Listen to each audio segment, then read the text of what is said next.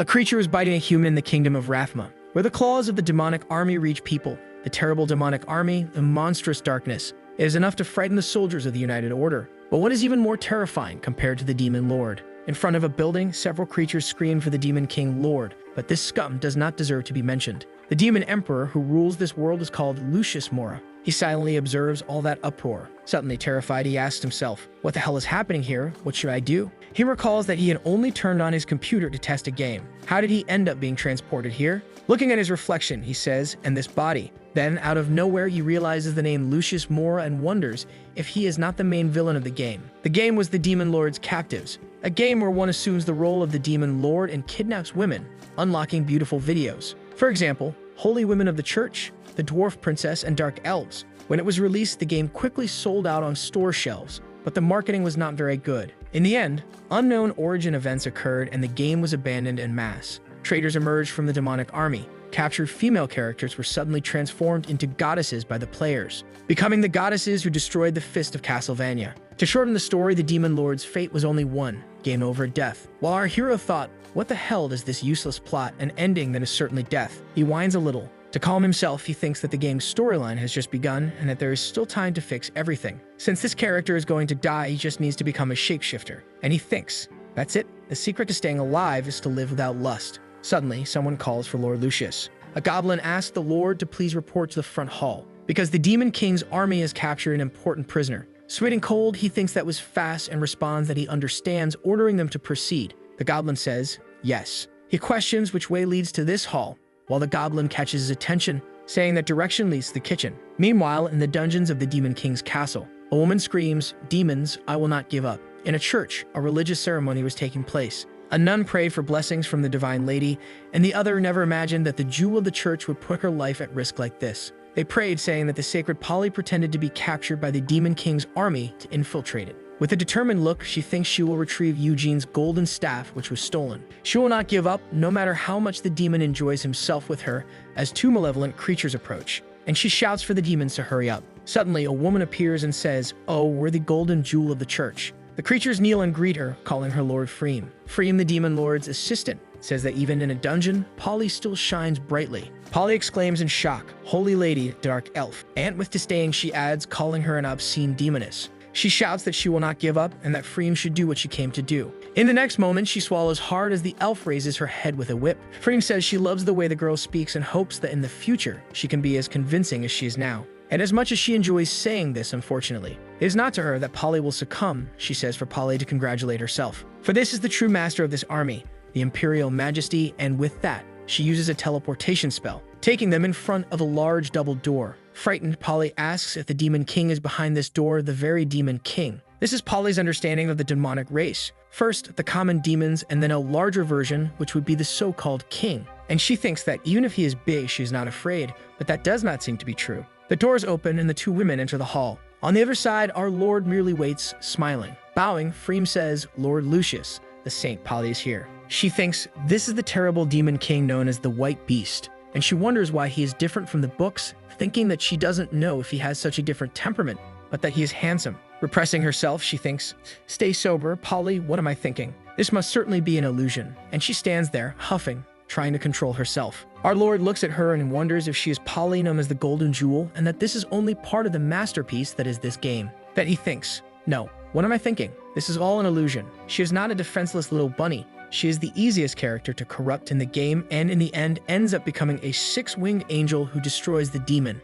Our Lord laughs awkwardly, while thinking that it's best to stay calm. Suddenly, she shouts, ordering him to stop pretending and show his true nature. These pink potions make my body feel strange, or my magic tattoo might be hypnotizing me. She thinks it's useless, that if she screams once more, she loses, but then she thinks no, she loses if she doesn't scream faster. Smiling, the Lord says that there is nothing of what she is talking about here and asks the Holy Lady to stay calm. The elf asks His Majesty if he will need the subordinates to develop this. Excited, she says she has a friend who is good at mind control and magic and also possesses dozens of drug formulas for it. But Lucius asks her to stop talking, that he doesn't need any of that. Shocked, Polly questions if he really doesn't need any of that, and then asks if he wants to use it on her. Our hero wonders what the hell this woman is talking about. She screams, saying that she will never be able to serve God again with that look on her face, that she absolutely cannot. While the Lord says no, the elf grabs her whip, calling her insolent. and striking. She shouts, "How dare she make such a fuss in front of our emperor?" The girl screams and curls up, but suddenly, someone grabs the whip, leaving Polly surprised by this. Our lord orders Freem to stop. While the elf is surprised, Polly, not understanding anything, says, "Demon, demon lord." Lucius worries if he is being too obvious in defending the enemy like this and wonders if they will suspect that he is choosing a side. Meanwhile, the elf thinks that Lucius is the reason for her existence, that she couldn't bear if he hated her for what she is doing. And each one, terrified of a different situation, thinks how horrible this is. Freem, worried, questions if there is something wrong with this Lucius. He thinks it would be strange not to interrogate her, but he can't hit her. So how could he punish her? When suddenly, he notices something. And looking at that interesting bound region, he thinks there is a way. The elf, not understanding, asks if it is her quarters. Our hero orders her to take Polly there, saying he has his own plans to punish the girl. Terrified, Polly asks if it's her quarters and says she can't believe it, questioning what the Demon King is talking about. And she wonders if, after all, it's already time for him to go after her. In the Demon King's castle bathhouse, Freem seems a little bothered by something. Polly, shouting, asks if he is really going to do something to her now. While the elf says how a poor human like her dares to covet the demon lord, what a delusion. If someone needs to serve him in bed, it could only be her. And seeming worried, she feels confused about the lord. She wondered what exactly the Demon King was trying to do. Polly thinks that she is taking a special bath before going to her quarters and questions if this is a calm before something worse. Or could it be something else, but she doesn't care. She knows she needs to endure no matter what, even if hell is ahead. Opening a curious door, she asks if these are her quarters. And she comes face to face with an absurdly luxurious room with everything beautiful and attractive. Impressed, she says that this is really. Still very surprised, she adds that it's all very luxurious and sinful. She wonders if the purpose of that room is to attract her in some way. Calling it childish, she says that Polly, the sacred saint, will not be tempted by something so low level. She observes a little determined and a little more, maybe a little less determined, until finally she throws herself onto that luxurious and comfortable bed. And rolling around, she thinks, so big, so good, so comfortable. I've never slept in a bed like this since I was a child. She says that the demon is not the same as in the legends and that he does not seem like a bad guy. But suddenly, she snaps back to reality and thinks about how she could have thought something like that. She wonders if she was blinded by these luxurious things. She says that no way, certainly that demon casts some kind of psychic magic because she read about it in a book. She thinks that it starts with temptation through simple objects, continues following the hints slowly, until in the end, the person becomes a toy in the hands of the Demon King. She tells him to please enjoy the food and calls him Great Master Demon King. Polly begins to pray, asking God to take care of the spirits of people on Earth as quickly as the demon influences them. Determined, she says that she cannot be caught by this and that she cannot forget her mission under any circumstances. But there's something more. She wonders if it would be okay to just lie down for a little while because that bed is really very comfortable, and she curses the demon. The day passes, the night passes, and morning comes soon after. The girl slowly awakens from that pleasant sleep and, in a panic, realizes that she fell asleep jumping out of bed. Cursing the situation, she questions if that bed was made to corrupt her. If that's the case, it's a very sinister intention. Suddenly, someone opens the bedroom door. The dark elf appears and says that the girl seems happy with the room, calling her Holy Lady. Polly is startled to see her. She orders her to get changed because Lord Lucius is in a war meeting and has ordered that she serve him. Holding the clothes in her hands, she questions if this is a maid's outfit.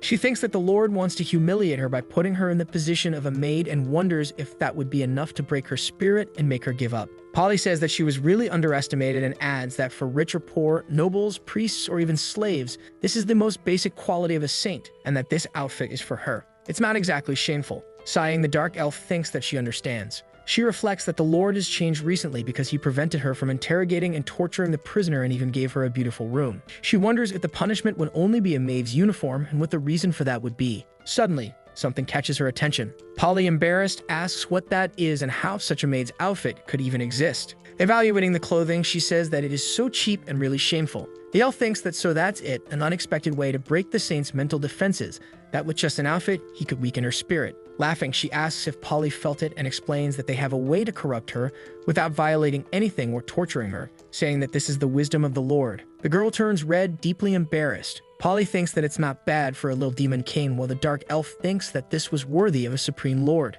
Lucius says that it's not bad for him. Our hero thinks that by making her a maid, he protects her from various things around here, and besides, it's a great outfit, not bad for him. While he laughs uncontrollably, someone approaches. Our hero clears his throat to regain his composure. Asking if she is around, he requests a cup of tea. Polly tells him to stop playing around, calling him a hypocritical demon. Our hero looks at her seriously for a moment. Suddenly, he seems to get a little too excited about it. She says she never imagined he would choose this kind of setting and that he has these fetishes, but either way, they should start. Leaning on the table, she moves her body and asks what he wants her to do. And turning away, she adds that it's not that kind of thing. Suddenly, the door opens. A man enters, apologizing for his lateness to his lord. This is Bradley. But it seems he walks in on a somewhat unusual scene, leaving both Polly and our hero a little embarrassed. The man apologizes for arriving too early and starts to leave, but our hero shouts that he arrived right on time and orders him to return. The girl says it's despicable to ask others to watch, while Lucius tells her to be quiet for a moment and asks what she is talking about.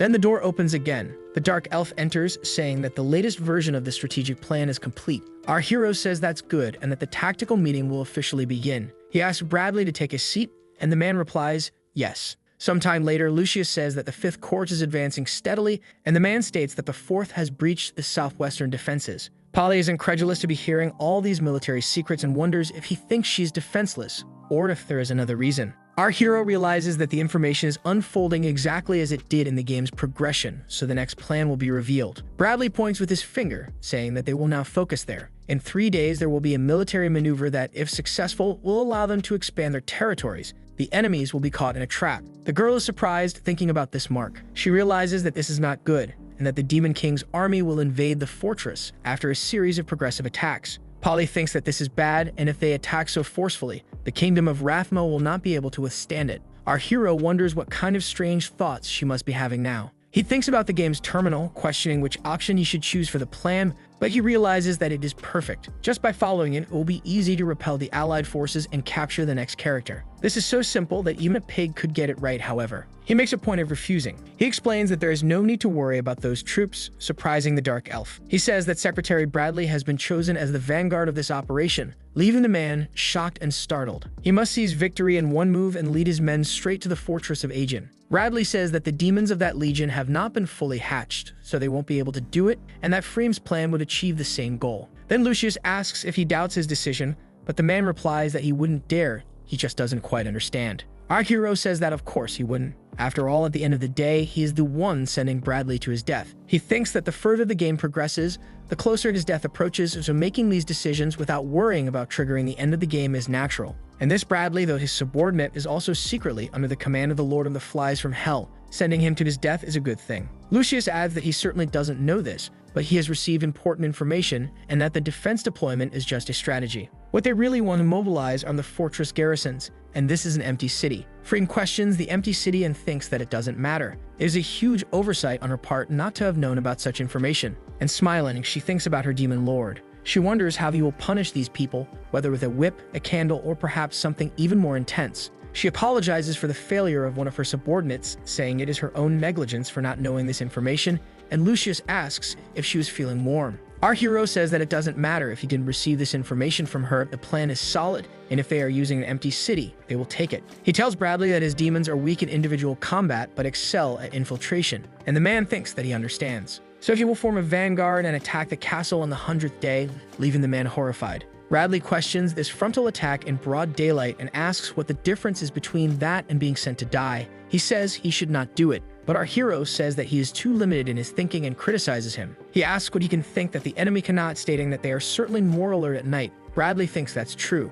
We will not just fight, we will fight in broad daylight to catch them off guard while the sun is hot. Afraid, Bradley stammers, but this is... Suddenly, the dark elf grabs attention by placing her foot on the bench. She asks if the man doubts the imperial majesty and explains that his intentions are naturally based on his deepest thoughts. Freem thinks that the Lord doesn't need to worry that she will not fail in her duty again, and that he should leave this small task to his subordinates. Pointing at Polly, she says, "Look at the shame on the saint's face near our Lord. That is the best proof of this." The man questions if she is the captured saint and is impressed that she was subdued so quickly. The elf says that the Lord is the master of manipulation. Bradley says that he understands and that he will lead the 9th Corps to conquer the fortress. Lucius says that's what he expects from his secretary and orders everything to begin. As Bradley leaves, our hero breathes a sigh of relief. He thinks, empty city, false special operation, completely meaningless, nothing bad for me. If I keep going like this, even I will believe it. Polly, fearful, wonders how the demon lord knows that the fortress is empty and who could have leaked this information.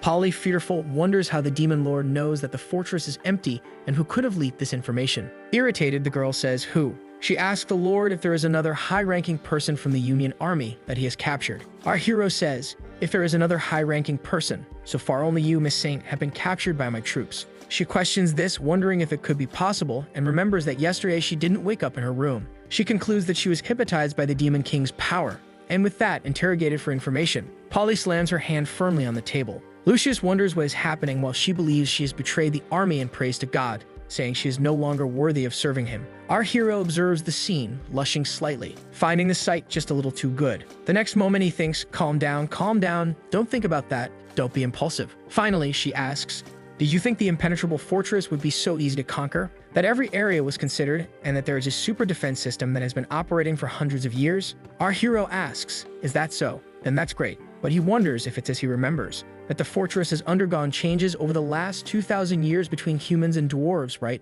Polly says that's why it is strong, that it is impossible to invade, and yet they still manage to resolve all internal problems. Lucius tells the girl that he knows it's a very resilient fortress, impossible to be attacked, an invincible fortress. And he asks, if the flying corp attacked from the air, how many could be deployed? Especially in broad daylight, they would just be easy targets, right? The girl notices that the more he speaks, the more excited he gets, that this is very obscene. And she thinks that she cannot miss this opportunity, so she says that it's impossible, that if he attacks, he will definitely fail. Suddenly approaching him, she adds that the dwarves have always been firm allies of the humans, and with their help, the fortress will crush the demon army. Our hero gives a satisfied smile and says that's exactly right, that she is correct. He asks if, through the dwarves' explosives and human alchemy, they didn't create powerful alchemic cannons. Lucius questions whether a single shot could obliterate miles, and if they flew and jumped in front, they would be completely annihilated. Very excited, our hero starts laughing while the girl thinks, why? With trembling legs, she wonders why he is so confident and thinks about how he said he is not worried at all about the fortress.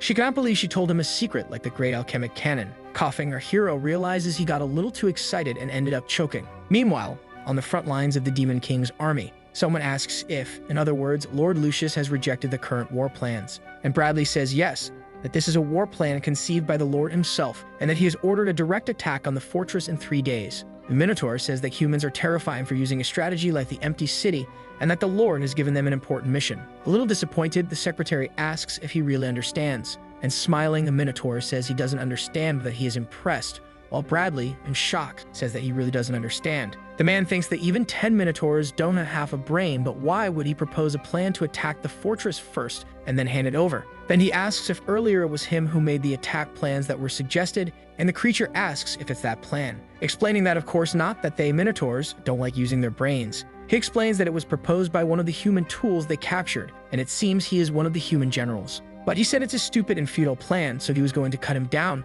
The secretary asks him to wait a moment, and he says that there are some things he would like to hear from this man. He thinks that this plan is clearly flawed, an invasion in broad daylight. The Lord must be joking, but if his suspicions are correct, Lord Lucius is trying to kill someone, in other words, to destroy while he can. It was night, and someone was saying it was very cold. It was Lytis, the traitor to humanity, who thanked God that her captor was a brainless Minotaur, and that he had agreed. If it works, the Lord will see her true value, and the demon army will seriously consider any service she offers, and that there is no doubt that Lytis can become someone great. Suddenly, someone appears, saying, don't think bad things, poor human, you will help me as soon as possible. And he adds that it is because the plan she proposed was rejected, and in exchange, the Lord has ordered a direct attack on the fortress in 3 days. Exalted, the woman says that this is not possible. She then states that a frontal attack in broad daylight on an invincible fortress is completely impossible. Bradley orders her to be quiet and says that all he wants to know is how to make it possible, and if she fails to accomplish the task, he will separate her head from her body and add it to his collection. The girl trembles with fear. Then she thinks that you must be a bully the Lord wants to get rid of, but saying that could dig her own grave, and that she must quickly think of a reason why the Lord is planning a frontal attack in 3 days. But why 3 days? When suddenly, she seems to understand something. She thinks that is a brilliant plan by the Demon King, an incredible and unparalleled elaborate battle strategy, finding a spiritual and intellectual synchronization with the Demon Lord in the honor of the unforgettable Lytis. Now calmly, she says, I understand the Demon Lord's intentions. And she says, my Lord, in 3 days, feel free to attack as the Demon Lord plans. Then 3 days later, outside the invincible fortress, someone calls for Lord Bradley. A small creature says that it found no signs of magic around the fortress and that this huge fog will naturally disappear. It questions how this sudden fog appeared, and the girl says that this fog might be one of the Demon Lord's considerations. She explains that since the fortress is near the sea, it is natural for this type of fog to occur, and that it can easily conceal their approach, and that the Demon Lord decided to attack on this day because they would be occupied using these perfect conditions, concluding that he is extraordinary. The woman says that he knows there is a dwarven wine festival being held on this day. Probably everyone will be very drunk today, and all the defenses of this invincible fortress have been practically updated.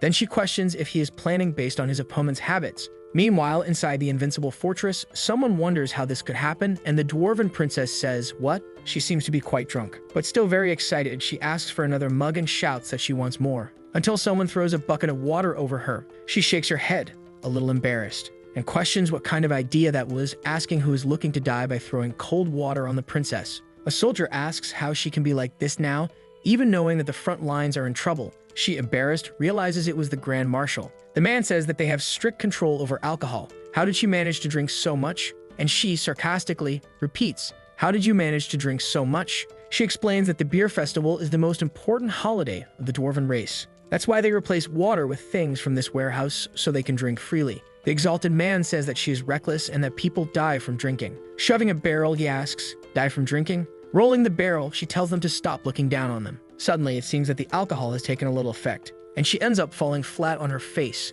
The man shouts for her men to quickly be put on alert to protect the fortress, that they must not let the enemies take advantage of this opportunity and attack the fortress using the fog. The girl is impressed and says that he is really very perceptive. She explains that drinking more wine makes dwarves stronger and grander, and that just a few more rounds will make this lady destroy the Demon King's city. Suddenly, a huge pink liquid falls on her, catching her by surprise. Confused, she asks the Grand Marshal what that is, but she is startled when she sees the man inside that sphere of pink liquid. Looking around, she questions if this is possible. She looks up and thinks, "Don't tell me this is happening." Then she sees that an enemy attack is indeed happening. Radley says that it was unexpected, but that the Demon Lord's plan hit the mark. The frontal attack is actually proving to be easy. The man squeezes some kind of pink slime in his hands. Around the princess, some things begin to rise from the ground. That pink slime starts wrapping around her feet, creeping upward, and eventually, it completely restrains her. Far away in the Demon King's palace, our hero sips a hot drink. Thinking that the coffee in this world tastes very good, he wonders just how sweet it really is.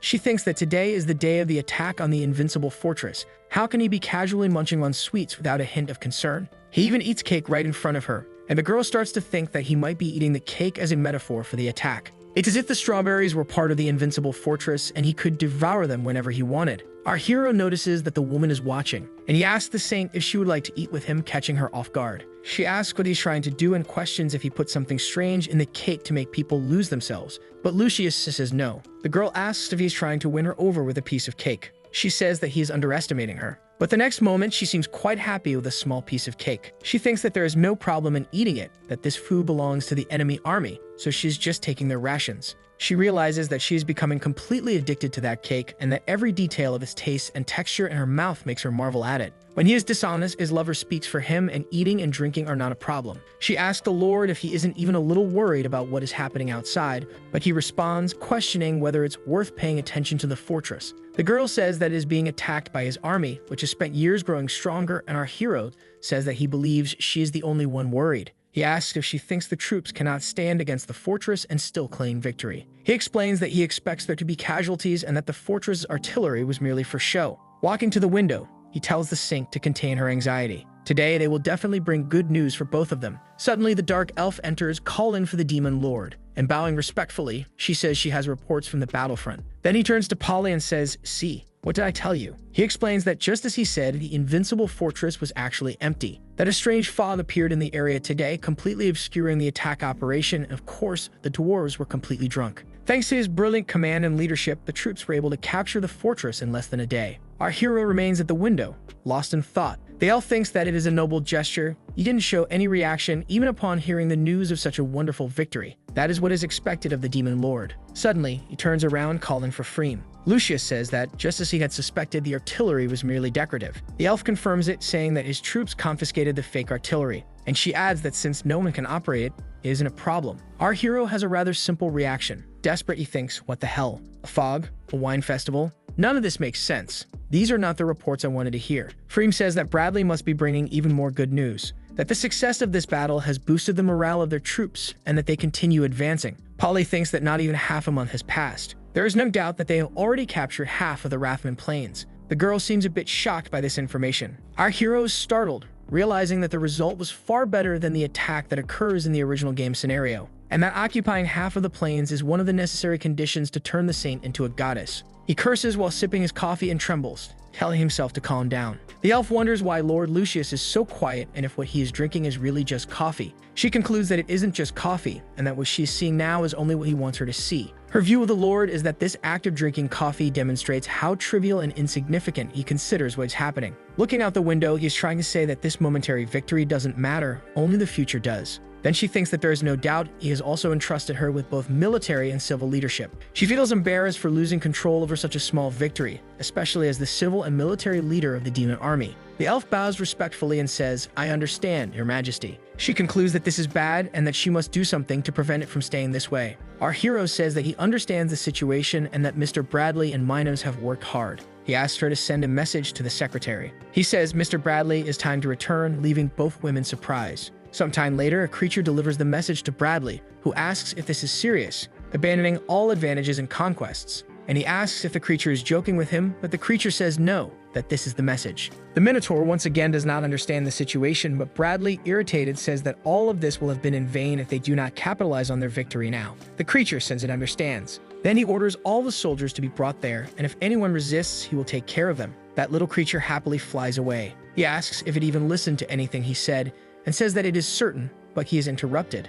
The Minotaur says that he should understand. Following His Majesty's orders is how a minister should act, and there must be a reason for this order. He adds that the human used her great brain to analyze His Majesty's intentions, and the girl, embarrassed, confirms it. The girl thinks that she is really on the Demon King's side. No matter how she thinks about it, it makes no sense for him to abort this attack, unless it's for another reason. Suddenly, she believes she understands the situation. Then she thinks that the wisdom of the Demon Lord flows like a current into her sterile mind and that she is honored to receive his blessing. She explains that these are like steps 1 and 2, a strategic concession from the game. Bradley questions this while the Minotaur searches for the so-called battlefield game. The girl tells the knights to look at this map and see the answers to their questions. Now that they have captured the fortress, everything has changed, and if they continue advancing and attacking like this, the Alliance will be powerless against the assault. She explains that the security of that location is crucial for the Alliance order, and they would take a risk by sending only a small force to defend it. To protect the fortress, a small troop would be required, and they could support the other battlefronts at that moment.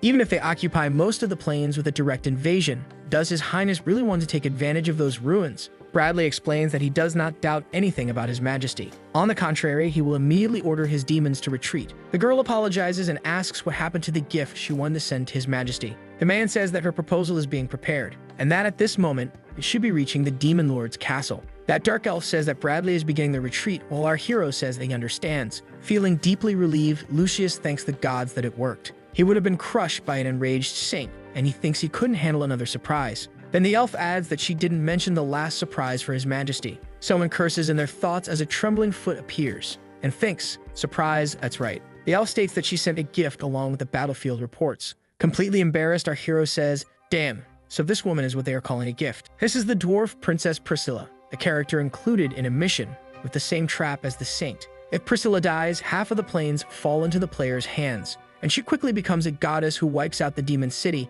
but she was only supposed to appear in the middle of the game. This is going badly. The elf says that they must now interrogate Princess Priscilla and force her to reveal all the valuable information she possesses. She adds that she has wanted to interrogate this rigid and hot-tempered dwarf for a long time. Polly seems troubled by the situation, and she thinks that even though Princess Priscilla was captured, she assumed that the order to retreat was a trick by the Lord, but seeing the princess there, she realizes it was not. Unable to hold it in, she begins to cry. Polly thinks that only God knows what will happen to the princess in the hands of the elf, the unshakable daughter of Priscilla and her merciless inquisitor. But suddenly, our hero says, wait a minute, and he continues, saying that you will question the dwarf princess personally, leaving the elf surprised. But she bows respectfully and says that it is fine for the demon lord. As Minister of Intelligence, she failed when she missed the information about the invincible fortress. And now His Majesty is taking on the work of interrogating her subordinate. In her imagination, she sees the Lord saying that he could replace her with a pig, and the work would still be done well. Our hero tells Freem that for now, that is all, and that she may withdraw. But he becomes confused as she still stands there, trembling. He says, Lady Freem, and insists, calling her name louder, until she finally snaps out of it and says, Ah, yes, Your Majesty. Devastated, the elf slowly withdraws while our hero understands nothing. A long time later, in the luxurious quarters, the princess thinks that they used a spell that prevents her from freeing herself, and the bindings are too tight. She seems to be struggling hard to free herself and realizes that the more force she uses, the tighter they become. She thinks that they never had a chance to use their artillery due to the demon's surprise attack during the wine festival. If she had known before, she wouldn't have drunk so much that day and would be a little more presentable than she is now. Someone shouts from outside, asking if she is listening. Two people are talking outside, discussing His Majesty's great plan to capture the fortress, and the other questions whether there was a traitor there. He asks if His Majesty's right hand wasn't a saint. And the princess thinks that Polly wouldn't have been captured like that, and even if she was, why would she become a traitor to the alliance? Someone welcomes the great demon, while the princess wonders if that is truly the great demon lord. And shocked, she realizes that it really is Polly standing there with him. Finally, our hero removes the gag from the girl's mouth. The princess immediately starts shouting, asking where the girl's black robes are and telling her not to say she actually became a traitor. Our hero says that this king wants to discuss some things with her and asks if dwarves even know how to speak. But she continues, asking if the girl is using information to help the king. And if so, does she know what the demon wants? Is it the secret of their firearms or information about the false artillery? She continues, saying that no one expected this to happen. Then she screams in despair, while Lucius wonders who forced her to wear that outfit. Crying, she says that it will never be, as if that trickster trusted her entire mind to the demon king, or perhaps half of it. It seems that something is surprising the princess, and she wants to question it. Finally, she asks, "What's this wine?" Shocked, the girl asks if he is serious because the greatest desire of dwarves isn't forging, it's bathing in wine. And our hero says yes. She explains that the art of winemaking is no less complicated than forging. For example, this one is entirely new to dwarves. Then she says she expected dark beer to be something from the demon race.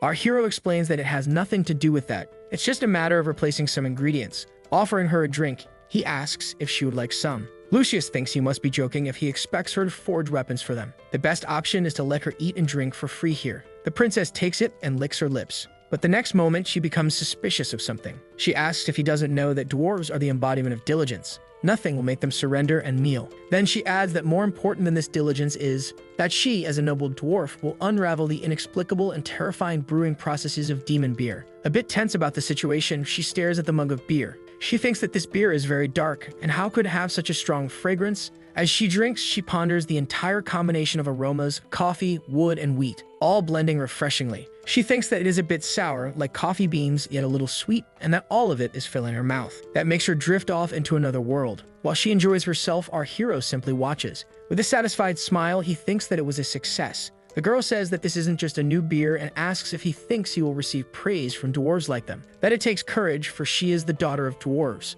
He says that he has heard a lot about dwarven brewing techniques and believes that if combined with demon technology, they could uncover more mysteries about it. The two agree. Lucius says that now that she has accepted, all the demon craftsmen will obey the princess in everything she desires. She is surprised and asks if they are all available for her to use. She thinks that even in the aristocratic clan, they wouldn't have so many resources just for creating a new drink, so she will make a lot of it. Sometime later, in the back gardens of the demon fortress, the princess explains that this is how it happened. At first, she resisted, but in the end, she received a lot of wine and became the beverage administrator. In disbelief, Polly asks if that is why she became a servant of the demon king. Priscilla then explains that yes, it was only for development. She created a new drink, but no dwarf can resist that temptation. She asks if the girl isn't also a servant, while Polly protests, saying no. The princess says that she dressed as a maid before and also heard what the demons said. It was she who leaked the information about the fortress. Embarrassed, Polly says that she suspected she was the only one who leaked information some time ago and that she still has hope. She believes she is just overthinking things and that in reality, it must be something else. The princess questions whether she is saying that with such an expression because she believes she is the greatest traitor of the allied forces due to the fall of the invincible fortress. Suddenly, the princess seems to realize something. She says yes because nothing can be done about her alcoholism. Polly questions this and the princess continues, saying that it is not important and that they should just forget it. The girl seems exhausting. She says, "Princess Priscilla, believe it or not, I did not consciously reveal any secrets to him." She explains that the demon lord seems gentle on the surface and that all of it is an act to appear that way. She says that he has enormous hypnotic power and unexpected wisdom. She was manipulated by that unknown spiritual magic and thus unconsciously leaked the information. She concludes that he is a pervert and trash, but he is also a very nice lord. That demon lord is a pervert. He is also the protagonist of a shonen. As the two girls hold each other's hands, Polly explains that they need to be careful, because today he asks her to develop a drink and tomorrow he might unconsciously force her to develop conquest plans. She thinks that back then, it could have developed into something like that or something similar. Our hero watches the two girls lost in his imagination. Polly feels a bit embarrassed as the princess wonders what's going through her head. The princess thinks that her expression does not look like she is lying. The saint of the church has a strong will, and from the looks of it, the demon king has the power level of a demigod. But to give up such a large winery, the princess says that of course they are different and questions whether she really thinks it is all about the wine because, in truth, this is meant to paralyze the demon king. Polly asks what she really wants to do and whether it has something to do with the alchemic cannons. Stammering a little, the princess says that yes, it has to do with the cannons. She says that she couldn't move the weapons when she was captured, so she accepted his proposal to find an opportunity to locate and destroy the cannons. Polly becomes thoughtful as the princess watches her with a suspicious expression. She questions that look and doubts whether the princess does not believe her. Suddenly, she moves toward the princess and says that this is great. Hugging the girl, she says that she is not the same as her because, in reality, she is hiding there. The gold is the sacred staff of Aegis. The princess asks if that is not a divine artifact of the church. How could such a thing have fallen into the hands of a demon army? Polly says that's exactly it, and that she allowed herself to be captured to get closer to the staff. But despite being very careful, she still fell victim to the demon king's hypnotic powers. Priscilla then wonders if she heard correctly. Was she captured on purpose, or is she just going crazy? Catching Priscilla off guard, the girl says that they have a similar goal. The princess will destroy the cannons, while she will retrieve the sacred staff. Once they succeed, they will be together in the demon castle. She hugs the girl tightly, pressing against that soft area. She says that tomorrow she will do her best to cooperate with the demon king, letting him play with her to create opportunities. The princess tells her not to go too deep in the wrong directions. Then she asks Polly to let her go because she is suffocating. A goblin was watching from the bushes and thought that the princess should stay right there. Some time passes and someone asks what happened. The goblin explains that he heard everything clearly. Our hero asks if he is saying that Priscilla will destroy the cannons and that a human is coming to steal the sacred staff. The goblin confirms that this is correct. Excited, the creature thinks that its years of hard work cleaning the courtyard might finally be well rewarded with this information. Our hero says that he has never seen such ingratitude. Among even the most terrifying races of hell, nothing compared to this. If they escape, it will be bad for his army until someone calls for his majesty. Praying, Polly says, 5-star rating. This is what I really want. Smiling, our hero says that he understands. How could he forget that they also plan to escape? The goblin, smiling, thinks that his majesty has smiled, meaning his future is secure. He says that keeping the two there would eventually cause trouble, and that he needs to send them back. Their plan to escape was just as he expected. He says that the cannons are indeed a problem and must be destroyed, and perhaps the entire armory is also a problem, or even a whole castle. The goblin thinks he understood the words, but doesn't know what he means by that and wonders if he might have misheard something. Finally smiling, Lucius says that the information is very valuable and that, for that reason, he must keep it an absolute secret. That creature feels deeply intimidated by our hero and stammers a yes, and suddenly, a massive energy blast shoots through the creature. From the other side of the room, Lucius orders him to keep it a secret forever, and since they want to cause trouble, let them have a chance. Our hero shakes his fingers, which are still smoking. Sometime later, Polly wonders if the Lord wants her to clean up the back garden, and the goblin says it has been neglected for a long time and that she must take care of it.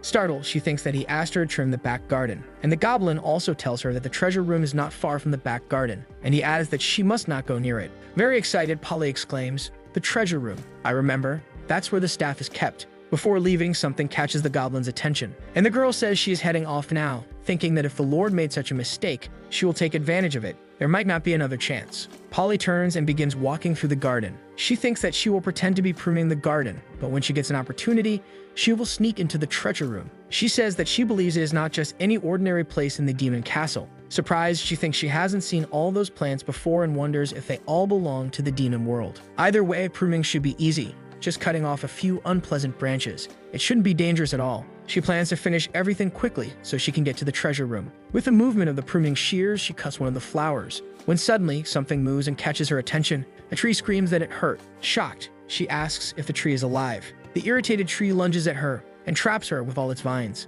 The tree wraps around her and lifts her off the ground as she protests, screaming for it to let her go. When she reaches the top, the tree obeys and lets her go, causing her to fall straight toward the ground. She lands flat on her back in the garden. Lying on the ground, something catches her attention, and looking to the side, she wonders what those fruits are. A little suspicious, she watches as one of the fruits starts vibrating. Then it explodes in her face. She exclaims that even if fruits explode, it's just as expected of the demon world. Even the plants are disgusting, and now her clothes will be hard to wash. Frightened, she suddenly realizes that the fruit is corroding her clothes, and she realizes she needs to get out of there immediately. As she crawls away, she places her hand on something strange, and is shocked when a giant man-eating plant emerges. The plant grabs the girl and restrains her, lifting her off the ground. Suddenly, a hand appears from the bushes. After that, she starts dragging herself away from that place, asking what kind of pervert with terrible taste would plant such a thing. Determined, she says that she cannot stop there. Then she notices that she smells something sweet. Looking toward an open field, she sees a flower illuminated by the sun's rays. The scent seems to be coming from there, and she thinks that she never expected to find such a white and pure flower inside the Demon King's castle. In such a dark environment filled with strange plants, it still manages to grow so vibrantly. She says that it must be very lonely. She clasps her hands together and begins to pray, thinking that it is like her, trapped in enemy territory. Until suddenly, she hears someone calling her name. Looking up, she realizes it is His Holiness, the Pope, and she wonders why he is there. She questions whether he was captured too, but the man tells her to calm down. And smiling, he says, "It is all over." The next moment, she finds herself floating above a forest with the Pope. She looks down in shock, and then she realizes that below them is the Demon King's encampment. Polly asks why there is no one there. Why does everything look so dilapidated? The Pope says that this is the Sacred Army. He points upward, and several angels appear flying in formation. Then he declares that their Sacred Army has defeated the Demon Army, and even the Demon King's fortress has been conquered by his forces. Polly asks in surprise if her people were there when this happened. The man says, "Child, you have worked hard with the Demon Army for a long time. We know you are strong and that you would never betray them. Now they have managed to capture the Demon King." Polly looks surprised by this information. In the next moment, they are in a square in a city with the Demon King imprisoned behind her. The Pope says they are conducting his final judgment. No one would be happy to see this kind of composition. Frightened, she says, "Your Majesty, the White Beast," and asks the Pope if they really captured the demon alive. The man says yes, and that it was all thanks to the infiltration work she did. Then the girl asks if he will be left to her. Handing her a whip, the man says yes, that she would enjoy it more than he would. Surprised, she thinks, "You will enjoy it more, Your Holiness." And she smiles at the situation. Polly begins whipping the demon while he cries out for help, saying that it hurts. Someone asks for mercy, saying that no one will enjoy seeing such a scene. Suddenly a vinyl glove holding a whip appears. Dressed in a slightly indecent way, she orders him to scream as she whips him. Laughing, she says he can scream as much as he wants because no one will come to save him. Then she tells him to scream as loud as he can, saying that it will excite her more, while our hero thinks, "I gave her a chance, but she was completely useless." The elf explains that she accidentally touched an extremely powerful illusion flower, and its scent put her into a dream shaped by her deepest desires. He comments that it's a bit warm. The girl continues and asks why he stopped screaming if he is such a powerful demon king. The elf gets angry and calls her a bastard, asking how she dares to disrespect an emperor even in an illusion, and our hero tells her to calm down. Freen thinks that she would never dare to imagine something like that, while our hero feels embarrassed. Polly continues, saying, "Yes, that's the expression, and that begging won't help." Hugging a pillow, she asks if he has ever felt the wonder of being a man. Polly seems to be crying, and hugging the princess, she says she can't continue. Desperate, Priscilla tells her that they should talk about it, saying that if things continue like this, she won't be able to continue either. Then the princess questions her, asking if she has ever had a fantasy about the Demon King, since she created illusions of this kind. Polly says she has never had any fantasy about him. While the princess thinks about others, she wonders what must be going through Polly's mind. Then she concludes that the girl lost a great opportunity, but fortunately, she has another plan. When it comes to escape techniques, no one can stop the dwarves. Priscilla says that when she went to the winery today, she found something very useful, and she shows it to her friend. It is a very useful shovel. Polly looks a bit disappointed. Crying desperately, she says she can't continue, while Priscilla, irritated, says that if she has any complaints, she should just say them. Disappointed, she says, "You humans have no idea how powerful this thing can be." And she begins to explain to Polly that she has already measured everything. She knows the distance from the warehouses to their bed. She knows the distance they need to reach the armory. They will dig a tunnel from the warehouse to the armory, destroy the cannons, and taking the staff won't be a problem. Very excited, she adds that entering and leaving the demon castle will then be very easy. In another place nearby, the hero says, "I thought of everything, but digging a 3-kilometer tunnel is too much," and wonders if, by chance, those two have suffered some kind of head injury. He says that by the time they finish digging this tunnel, the demons will probably have conquered half the continent, so he needs to do something. He calls for the guards, and a small goblin in a maid outfit comes running. Some time passes after that. The princess then says, "You want me to forge something? I am Priscilla, the queen of the dwarves. As a dwarf, I have my pride, and I will not serve demons. Unless it's for alcohol," she adds, saying that she believes she can hold on to her pride until the end. Then the creature says that it is an order from the emperor. Today she can put alcohol aside and go to the storage to gather the necessary materials for forging. The two girls look at each other and think,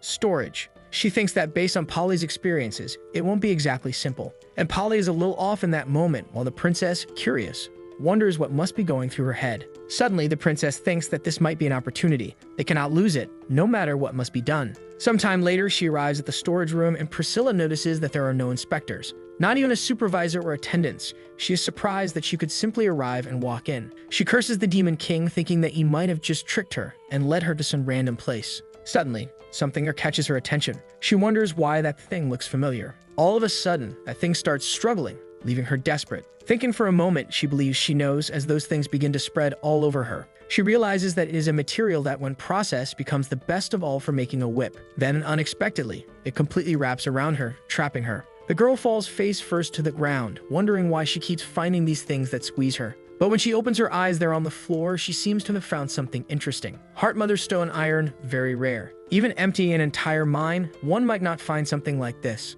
As she realizes it, she notices that the storage room is filled with an enormous amount of rare minerals. She wonders if this is everything they looted from half a continent. The next moment, she realizes that it is. And drooling, she says that she really wants to join him. Then, she looks filled with envy. As she watches from there, still tied up, a storage room full of riches, and her image is reflected in a staff nearby. As she remains there, struggling, that staff emits a light, and she wonders what it is complaining about her eyes. A voice says that she was able to notice its presence. It seems that the Lord's will has united them. The girl says it would be strange not to notice and asks for it to turn off. The staff then dims its light and agrees. As she frees herself from those bindings, she observes the staff, and she wonders if that could be a legendary staff used by countless holy figures ranked from saints to demigods, which would be the sacred orichalcum staff. Approaching, she picks up the weapon. She says that, as the most holy Polly requested, she is there to take it back. And the staff says that, as it thought, it was the Lord who united them. Continuing, the staff says, "Would you like to know the current situation? You don't want the demon lord to discover me, do you?" And it explains that, although it is unfortunate in many ways, hiding would still be the best solution so that she does not have to worry about the details. Some time passes in the castle. Meanwhile, in the Demon King's workshop, she thinks that the management of the demon army is very flexible. Even without inspections, she has discovered that this provides a great chance for success. Then she says, "Lord Staff, according to the Demon Lord's arrangements, you need to stay here." For now, she intends to work hard forging, and then, during the night's rest, she will secretly take it from there. The staff seems to evaluate the situation and says it understands, and that is unfortunate in many ways. Irritated, she asks what it is talking about, saying that it is a large staff. Where could she even hide it? But in the next moment, she seems to have an idea. A long time later in the Demon Castle, she arrives at the palace's workshop, and it seems that someone else is there as well. The Dark Elf says that she needs hundreds of those spears forged, and someone stares at her. The princess thinks that it is the Dark Elf and that she has heard of her before, but is the first time she has seen her, so she hopes not to be noticed. In the next moment, the Dark Elf asks why there is a dwarf there, and the goblin explains that she is the captured princess, and that he heard her forging skills were excellent. Then, quite excited, she approaches the girl. Giving her a hard slap, she calls out to Princess Priscilla. The elf says that for him to have been able to tame a temperamental dwarf in such a short time was expected of his highness, and the princess asks what she wants. The elf says that now she belongs to his majesty, so of course, she does not want anything. But the opportunity to train a dwarf is quite tempting. Feeling around the girl, she asks what this hard and thick thing is. Then the elf seems to have found something, and she asks if, by any chance, the princess is hiding something. She asks what that staff full of sacred aura is, if, by any chance, it is necessary for forging weapons for his highness. The staff seems a little excited about the situation. The princess wonders if everything in the church looks like that. In the next moment, she becomes worried and says that she cannot let go of it, and that if she is caught stealing the staff, she might end up dead or worse. And the winery as a whole will be taken back by the Demon King. The princess says that's correct. To melt down this staff filled with sacred energy to create a weapon, which will be given to his highness. The staff, desperate, asks what that dwarf girl is talking about. Afraid, the staff says, "Melt me down." As the weapon protests, telling her to stop, the princess apologizes to the sacred staff and says that this is a test from the Lord for him. The staff says that this is not a test from the Lord despite everything. It shouts, saying that she must be a demon in disguise who is there to torture him. With a huge hammer ready to destroy him, he says he confesses to everything. He says that he made the nuns take him to the bathroom under the pretense of cleaning him. He also says that he saw something compromising in the church, the Pope and the Cardinal having a bayonet duel. And beyond that, he reveals a few more things that are practically impossible to understand. One beautiful morning in the Demon King's castle, Polly paces back and forth, wondering why Priscilla hasn't returned yet. Then she questions whether she might already be, and in her imagination, she sees the princess on her knees, begging for a little more drink, saying she'll do anything. As she wipes her tears, she thinks that she may never come back. Then the princess arrives and says, "Your sacred holiness, you're still here." Overly excited, Polly shouts for the princess, startling her. Hugging the girl tightly and squeezing her, she says she's so happy she didn't end up in the Demon King's bed. And the girl asks why she would end up in a place like that. Anyway, Priscilla says she has good news. She has prepared everything to retrieve the staff for Polly today. Desperate, the girl asks if it's true, and Priscilla responds that it is, but that good news is usually accompanied by bad news.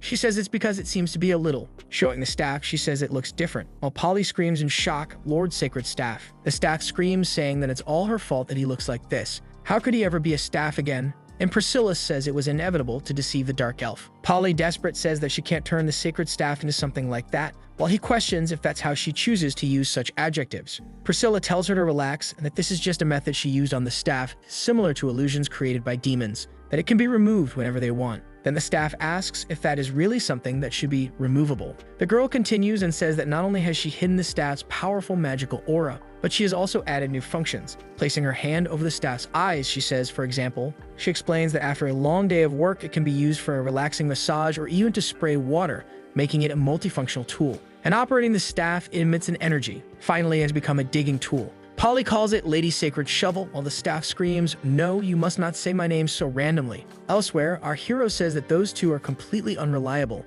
and he realizes that it seems impossible to come up with any trick with them.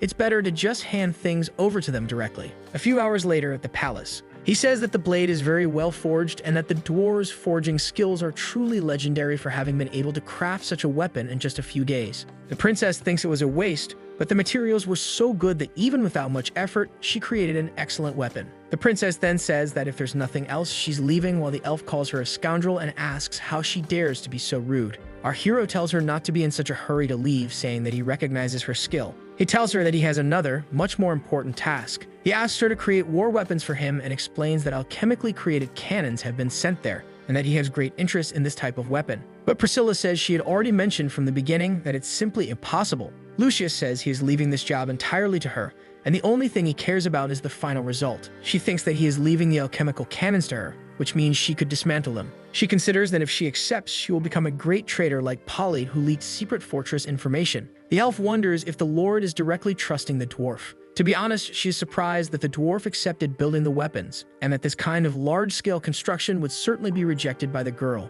As a subordinate, she needs to protect the emperor's reputation in case the girl dares to refuse. She imagines herself stepping on the princess, and drooling a little, she thinks that now she has a good reason to teach the girl a lesson. Then, determined, the dwarf says that she agrees. The elf is surprised and asks if she is really agreeing. She suggests that she think it over again, but Priscilla says she doesn't understand the elf's position. She thinks, what a disaster. This is probably because His Majesty has been taking every opportunity for torture lately. Then she considers that the elf seems a bit restless and impatient. Our hero thinks he is getting used to the fact that no one in that castle is mentally stable. Suddenly, Priscilla tells the Demon King that she can promise him, but how the cannons will be used will depend on her. Pointing at him, she tells him not to go back on his words, so Lucius says that he is the Demon King and promises her, and he appoints her as the chief mate of weapon development. Priscilla seems to like the idea quite a bit. A long time later, someone calls for His Majesty. The elf says that his subordinate speaks well, but that dwarf cannot be fully trusted, and that even though she is verbally accepted, who knows what she is planning, she could become an obstacle to their army.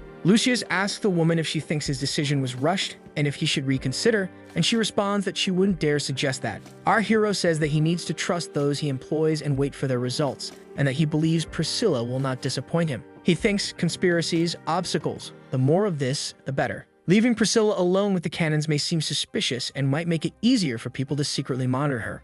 He thinks that he needs to assign someone from the demon army to be her assistant. Freem says that this is the list of talents in the army involved in weapon development. She points to Kalashnikov, who stood out for having deciphered the schematics of the cannons, and Einstein, who designed a super weapon capable of destroying cities. And then there's Sir Maxim, who stopped being a doctor and became a weapon developer. Our hero is surprised, asking why these names sound so familiar. Placing his hand on his head, he throws the papers aside, while the elf asks if those people are unreliable. But Lucius thinks that they are too reliable. There are no precedents for these cannons in the game's history, and with these characters, things could escalate to godlike levels quickly. He proceeds to mark some of them as rejected, and finally he asked about a specific demon. The elf explains that her name is Ishina, and that she is a dropout from the military academy, specializing in equipment. And our hero says, dropout. Frame confirms, saying that she left before the first semester ended, explaining that she spends all day lounging around and doesn't work, that she will soon be expelled. Lucius thinks expelled lazing around all day, so she's a slacker. And looking at her picture, he wonders if this might just be the talent he's been looking for. Slamming his hand on the table, he stands up excitedly and orders the elf to bring him this girl. Sometime later in the demon castle, the girl says, "Your Majesty, Your Excellency." Very nervous and adjusting her glasses, she stutters again, "Your Highness." Even more nervous, she tries to say Majesty again. And finally, struggling, she says, "Aya audience with Ashina." Panicking, she says she messed up. Evaluating the girl, our hero thinks that dazed and confused, she is exactly what he needs. The girl corrects herself, saying, "It is Ashina, in an audience with your majesty," bowing but headbutting him in the process. Our hero is left dazed from the impact, while the girl nearly has a meltdown from sheer nervousness. Realizing her mistake, she quickly stands up to apologize, accidentally hitting Lucius's chin in the process. The dark elf exclaims, "How dare you disrespect His Majesty right in front of me?" And she orders her to follow her to the military office to receive her proper military punishment. The girl stammers, military." Terrified, she thinks military punishment, and in her imagination, she sees the elf saying that first there will be 500 lashes, and then she will be hanged for 3 days as an example. The girl becomes more and more anxious and starts to panic. With a runny nose, our hero says that there is no need for punishment because he is very satisfied. The elf is surprised and asks, "What do you mean satisfied, your highness, with this kind of thing?" He asks if it is correct that Ashina has made no contributions to the army in 2 years, and the girl stammers, unable to answer. In shock, she finally says that she understands, and that she will go back to her room now, pack her things, and return to her home in hell. Lucius wonders why she is so desperate to escape, but he explains that he wants to give her a chance, that he recently formed a new weapon development team and needs a chief engineer. The elf scoffs and asks why she doesn't thank His Majesty for giving her this chance, as based on her past, she should have already been fired. But unexpectedly, she says she cannot, leaving her lord surprised. She explains that she is not suited for this role because she hates war and will never develop anything that could kill people. Freen can't take it anymore and says enough. Brandishing her whip, she says that as a demon, how could she dare to say such traitorous words? But stepping forward, Lucius asks the elf to wait and lets the girl continue. She explains that his subordinate does not like taking lives and asks if all races should unite. And trembling, she questions, why couldn't all races sit down and have a conversation? Crying, she adds that there could be a way to solve problems peacefully. He thinks that it is no surprise she was expelled, as such a pure thought is rare, even among the elves obsessed with purity. But this only makes him even more satisfied. A destructive dwarf and a holy demoness. How could they fail to bring down the demon castle with the two of them together? So he says that her ideas are unorthodox, but it is precisely this kind of limitless imagination that he needs, and that she is highly suited for this position. She asks if he really understands her ideals, and our hero replies that he does because he is also a pacifist. Frigg is horrified and wonders what he is talking about, as he is the greatest war demon of all time, with the goal of becoming a demon god. He explains that he wants to use war to end all wars, and that while this may seem confusing after so many battles, it's come to a conclusion. And looking toward the future, he says, killing is saving. As the girl shields herself from the light, she questions this if killing is saving. But she says that she left the academy and didn't complete any normal courses, and she fears she doesn't have enough knowledge for this. Our hero says that it doesn't matter, that he also doesn't like those things, that academies are too rigid and outdated. He thinks that the less she understands, the more confident he feels. Lucius says, I believe that by maintaining the concept of killing to save, Ashina will be able to create extraordinary weapons. Grasping the demon lord's hand, she says, I seem to. And then she concludes saying that she understands His Majesty. A long time later, the girl is lying in a luxurious bed while thinking that killing is saving. But she wonders what killing truly is, as she slowly closes her eyes. The war between the realms continues as it has for thousands of years. Soldiers face life and death, and citizens are deeply devastated. Countless lives are lost to war every moment. Many families are separated, and the rivers constantly flow, marked by the scars of war. And in this mad world filled with wars, the wise choose death. Those even wiser choose never to be born at all. But the source of war cannot be changed, and the beginning, where we knew who was right and who was wrong, has been lost to history. She thinks that she cannot bear to see death, but she wonders if abstaining would be useful because killing is saving, eliminating karma, not people,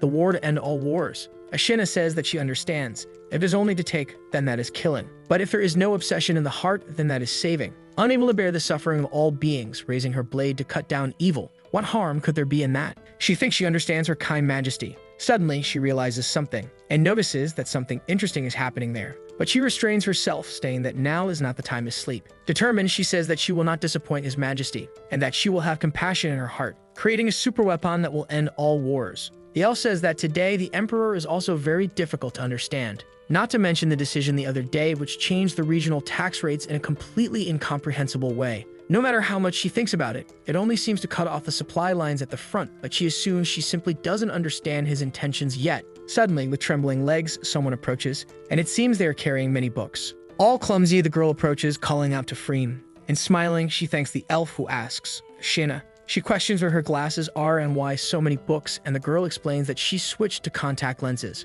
She explains that all those books are her assignments at the military academy and that she was naive in her thinking. Now she will dedicate herself to the Emperor's weapons. Freem asks what exactly she understood from His Highness's words. Ashina says that killing is saving, that one must cut karma and not people, and that with the end of the war, true peace will come. Crying, she says that this is His Highness's kindness. Shocked, she wonders how that girl she once despised underwent such a transformation. And she thinks she cannot fall behind because all of His Majesty's decisions were correct. Frayne raises her fist, determined, and she says she cannot disappoint His Majesty's expectations. Sometime later, inside the workshop of the demonic castle, Priscilla thinks that it was a grand gesture, that the Lord not only delivered the cannons but also sent precious metals, and that He truly does not care about what she does. She thinks that He gave too much, and that if she weren't in a field of demons, she could really use this to create real war weapons. But she reflects that for now, the first step is to dismantle the cannon. The secrets are all in the internal structure, and the components must be perfectly replicated. A goblin asks if they will be able to reassemble it, and moreover, the chief engineer is not there, and if that is her order. The princess asks if he does not believe in her and says that she is the only one capable of creating this cannon, besides being deeply involved in it, and the goblin says, but suddenly someone arrives and says, dismantle it, as it is in accordance with the chief engineer's opinion, and she asks if the girl is the chief engineer, Priscilla. While the princess asks who she is, she then explains that she is the deputy chief of the development team, Ashina, and that is a pleasure to meet her. She thought the king had sent someone competent, but this girl does not seem skilled, so she wonders if he just sent anyone, that he's an idiot. Priscilla asks if the goblin heard that, and now that the deputy chief has confirmed the order, she wants them to dismantle the cannon quickly. As they work, they say it is difficult to dismantle, and that they should not separate things randomly, to be careful with the parts. Excited, the girl says, how stupid, come on, it comes off easily. She says brute force works miracles, explains that things made by dwarves are not fragile, and that the more force they use, the better. Priscilla thinks that there was no reaction from the girl, that this is a useless trick, and that the plan is inefficient. The work continues, dismantling the cannon brutally, while Ashina seems a little pensive. Suddenly, a gear rolls to her feet, and automatically, she begins measuring that piece in her mind. She observes and evaluates the piece in relation to the proportions of that cannon. Ashina thinks that it is as expected from the Lord's favorite chief, such a bold order, and she bets that the chief is like her in the end. And that when one has a photographic memory, it doesn't really matter how you dismantle it. She says that the thick and large barrel is engraved with special runes, and that this is the key to compressing magical energy. There is also a spring that fits into the base of the cannon, allowing it to withstand its own recoil without suffering damage. Ashina continues saying, and more. She thinks it is a masterpiece to be able to see all of that. Then finally, the princess says that she is finished. Too excited, unable to control herself. The girl says that at this moment, she already understands everything. The goblins ask the chief engineer what the next step would be and whether they can start replicating the parts or if she needs to explain any part of the process. The princess questions what he is thinking. After all this process of dismantling, does he really think she wants them to replicate it? Then she says everyone worked hard dismantling the cannon. To celebrate this, everyone will have 2 days off, have a good rest. The goblin questions the girl's preparations while she asks what the problem is with her preparations. She explains that in the next steps, she cannot tolerate any kind of mistake, and how could she proceed without a break, and she thinks that she is almost convincing herself. And that just as a precaution, it will not let them continue researching, not even about that pile of junk. She adds that she needs to think about the next step as well, and that she needs to discuss more weapon development with her deputy chief. That now that they can use the Emperor's army as a base, they need to develop something far more powerful, and that this is also a task for the Lord. With her eyes shining, Ashen says she agrees with the chief engineer. She says she was impressed by the decision to dismantle everything and by her hard work, and that they need to innovate to meet the Lord's expectations. Priscilla agrees, thinking, she bought into the idea just like that. Initially, I thought she was just stupid, but I can't believe she was so gullible. She continues, saying this makes everything easier, and that besides this massive cannon, they need to create a smaller weapon that can be used by the squads. And that if this weapon is developed, it will completely change the way war is fought. Ashen, very excited, asks, a weapon that changes the way war is fought. The princess says that's right and that they call it a pistol. She explains that the trigger activates a mechanism that launches a projectile with destructive power, making each soldier wielding it worth 100 men. Ashen asks if this means fewer soldiers will be needed on the battlefield and that deaths will be greatly reduced. And she thinks that, as expected, she's an idiot. This weapon seems viable, but it only exists in theory, and this is nothing more than a refined and expensive toy. The girl analyzes the design, thinking that it will be greatly affected by recoil, that energy will be lost, and that it will only have enough force to scratch armor. She thinks, but the theory is solid, maybe I can perfect the design. She analyzes the cannon, which accumulates a great amount of energy in the barrel to fire, and considers using that idea as an example. And that by adding fuel, she can make everything work better. And if that is not enough, she can create more internal space. She could also add some magical material to make it activate upon impact. Finally, she thinks the theory is good, but she needs to run a simulation. Admiring her work, she thinks it is the closest thing to the chief's design, but even better, and the next step is to conduct a power test. Excited,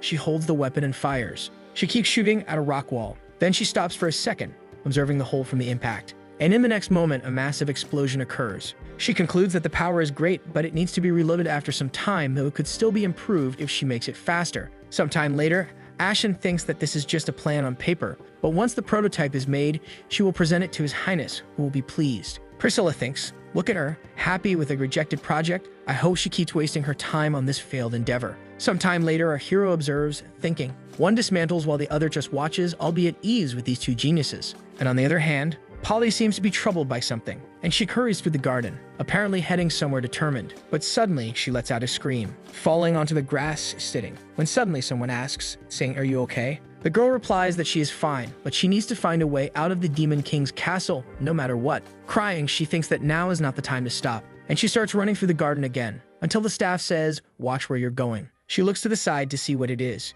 and comes face to face with a large tree in front of her, falling to the ground, sprawled out, thinking that it's really hard. In the town square of Westwood, during the siege of the unyielding fortress, the demon army captured or eliminated 16,332 enemy soldiers. The Legion commanders Minos and Bradley personally led the charge and displayed unparalleled valor. They achieved victory thanks to the Lord's wisdom, but the greatest credit goes to the Flying Demon Legion and Minos, who had been facing them for a long time. Minos, very grateful, says that Bradley is truly a good friend and asks that if His Majesty is to reward them, you should give everything to the man. Our hero thinks that they are acting like friends, and what he really wanted was for them to keep fighting there, not to take the fortress so easily. And he says that, in any case, both made great contributions and will be treated accordingly, receiving great rewards. First, Bradley will no longer serve as a commander in the 9th Legion because it will now be disbanded, and immediately, the man says, yes. But in the next moment, he is horrified by this. Laughing, Lucius tells him not to be so hasty because he has decided to allocate part of the kingdom's territory as a fiefdom for Lord Bradley. The elf thinks that he has only done this for a few nobles so far,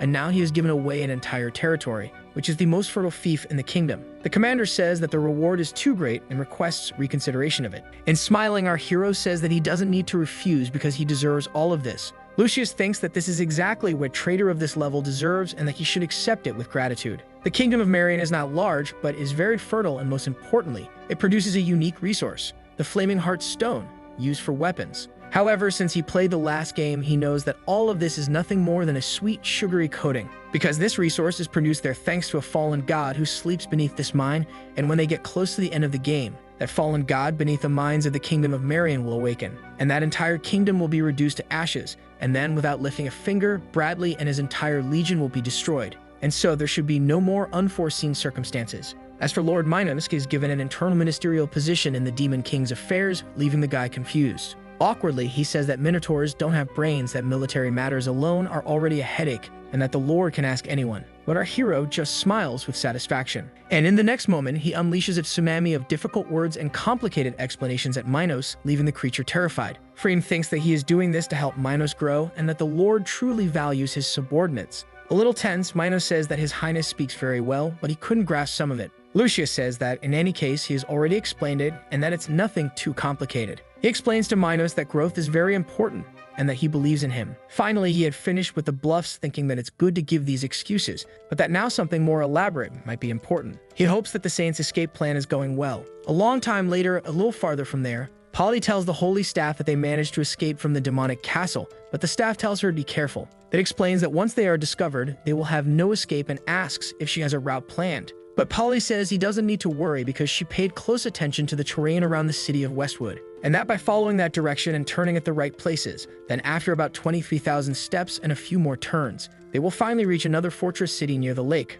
The holy staff says, I think, that those two things have nothing to do with the city, while Polly says that's not possible. She thinks she followed the right directions from her memory, wondering how she could have gotten lost like this. Then the staff says this is not the time to talk about that because those vines over there are already stretching toward them. Those creepers advance against them and wrap around the girl. Polly says that must be part of the demon army, that the Demon King must have planted traps throughout the forest, and that she shouldn't have taken the wrong path. The staff says that now is not the time to dwell on that. This is the moment for them to think of a way to escape. Polly seems to be getting really affected by the situation, while the staff calls out to her. The staff shouts for the Saint to keep moving while those trees take advantage of the situation, and it continues saying that they are just mid-level monsters, that they can't stop now. Polly says that's fine, but at that moment, she is feeling very weak. A long time later, the girl is lying on the ground, flat on her back. It asks the saint if, by any chance, they are lost, but she says that's impossible. Not even hunting dogs can beat her at finding a path, so how could she get lost here? While the staff asks why she is comparing herself to a dog, she insists that if they keep following that way, they will definitely reach the lake.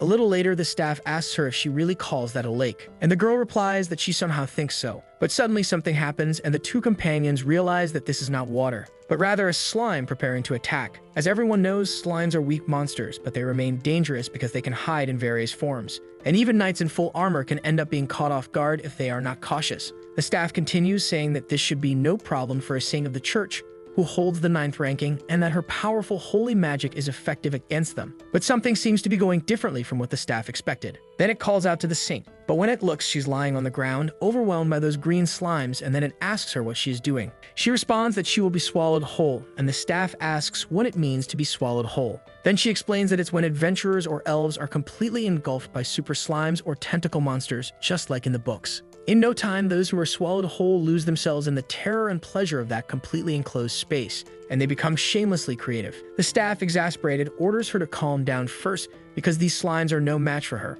He says he didn't expect to encounter monsters twice as fast and wonders if it's really safe, while Polly says she managed to break free. Polly says they are monsters with a demon's aura and that they are all a trap set by the demon lord, and the staff asks how he would know about the escape. She explains that he doesn't understand the Lord's wisdom, that he delights in his games, that he plays with people's hearts, and that he is truly terrible. She didn't expect to reach the city easily, as she already knew he had made preparations, and this is like a cruel cat playing with a mouse. And she says, but he underestimated me, the sanctified one. No matter what happens, she said she will take him back to the Alliance. Then while she was exploring, a red panda appeared and attacked her. And during that fight, that huge bear just wanted a hug, when suddenly, a giant snake joined the battle and coiled around her entirely. After that, she was also trapped by a spider in its enormous web. A long time passed, and the staff asks if the saint is really okay, but she replies that she is, and that despite all that, she didn't suffer any injuries. He becomes thoughtful, realizing she hasn't been hurt after so many attacks, and concludes that the monsters had only one objective and that she must have excellent attributes.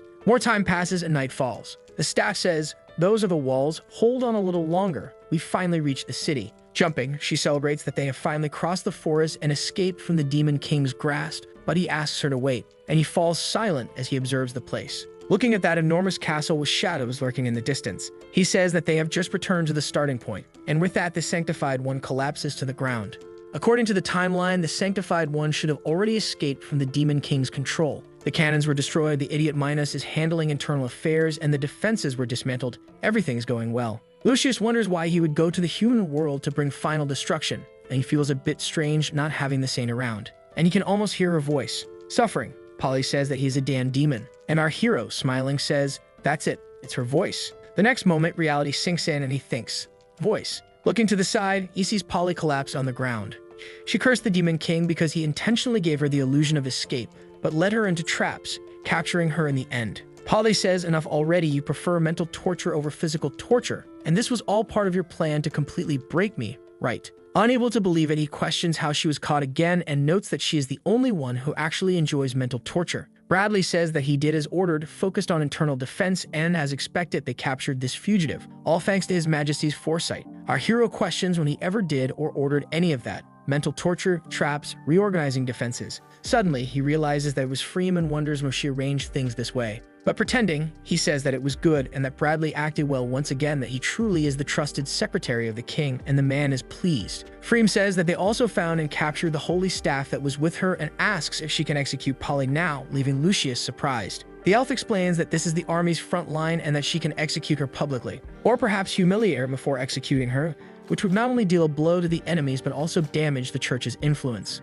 But in desperation, our hero shouts no. He thinks either execute her directly, or humiliate her and then execute her. He finds all these options terrible. In concern, the dark elf asks His Majesty if she said something wrong, but the man says no. He explains that this will not demoralize the church's order and could even ignite their fury, and a disorganized enemy is easier to handle than a united one. And he says, therefore, the most holy cannot be executed immediately under any circumstances. Freem asks if they haven't sent people to try to rescue her here on the front line, and if it wouldn't be safer to send her back to the castle. Surprised, our hero says, "That's true. The rescue." Smiling, he repeats, saying rescue. He gives the order to escort her back and to place the staff in storage room 3 since he hasn't had the chance to study that relic yet, and the elf agrees. He mentions that there is something more, that he has had some intuitions lately, and that he needs to retreat for now so he can reflect and find enlightenment. While he is away, he will leave everything in her hands. Sometime later, Polly finds herself in a prison, bound by chains. She curses and thinks that she is once again in the dungeon, and to make things worse,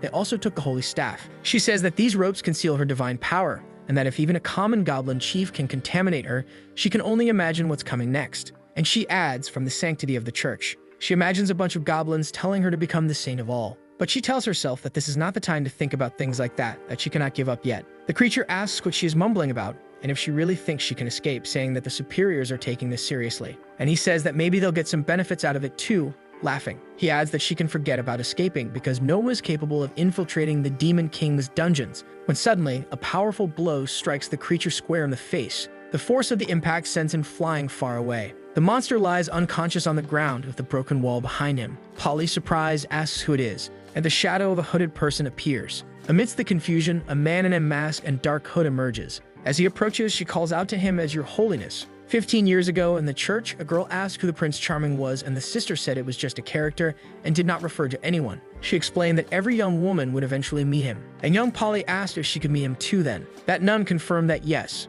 She told her that, although their bodies and souls must be wholly devoted to the true God in paradise, she concluded by saying that someday she too would find him. Observing the fallen monster in the background, the man says, My most holy, and that when she is in a place of despair, he will be there to save her, risking everything to do so. Kneeling there, defenseless, she pleads for his help. And as the man extends his hand, she asks who he is. She follows up by asking if he knows how dangerous the Demon King's castle is and why he is doing this. Then that man justifies himself, saying he is merely an adventurer passing by. And also that this is why. Because if he does nothing and doesn't get her out of there, she will end up executed, then become a goddess, and he himself will be doomed. He continues, saying, Of course I will. And that compared to the dangers of the demon castle, the most holy is far more important. And the woman asks, I am more important? Polly, slightly blushing, thinks, he wouldn't do this here, would he? And in the next moment, her shackles are broken. As he says that everything is fine now, she becomes a little flustered. Polly thinks she needs to calm down, that he was just helping remove her chains. She says she understands his intentions, but that he doesn't need to save her, that he should escape on his own.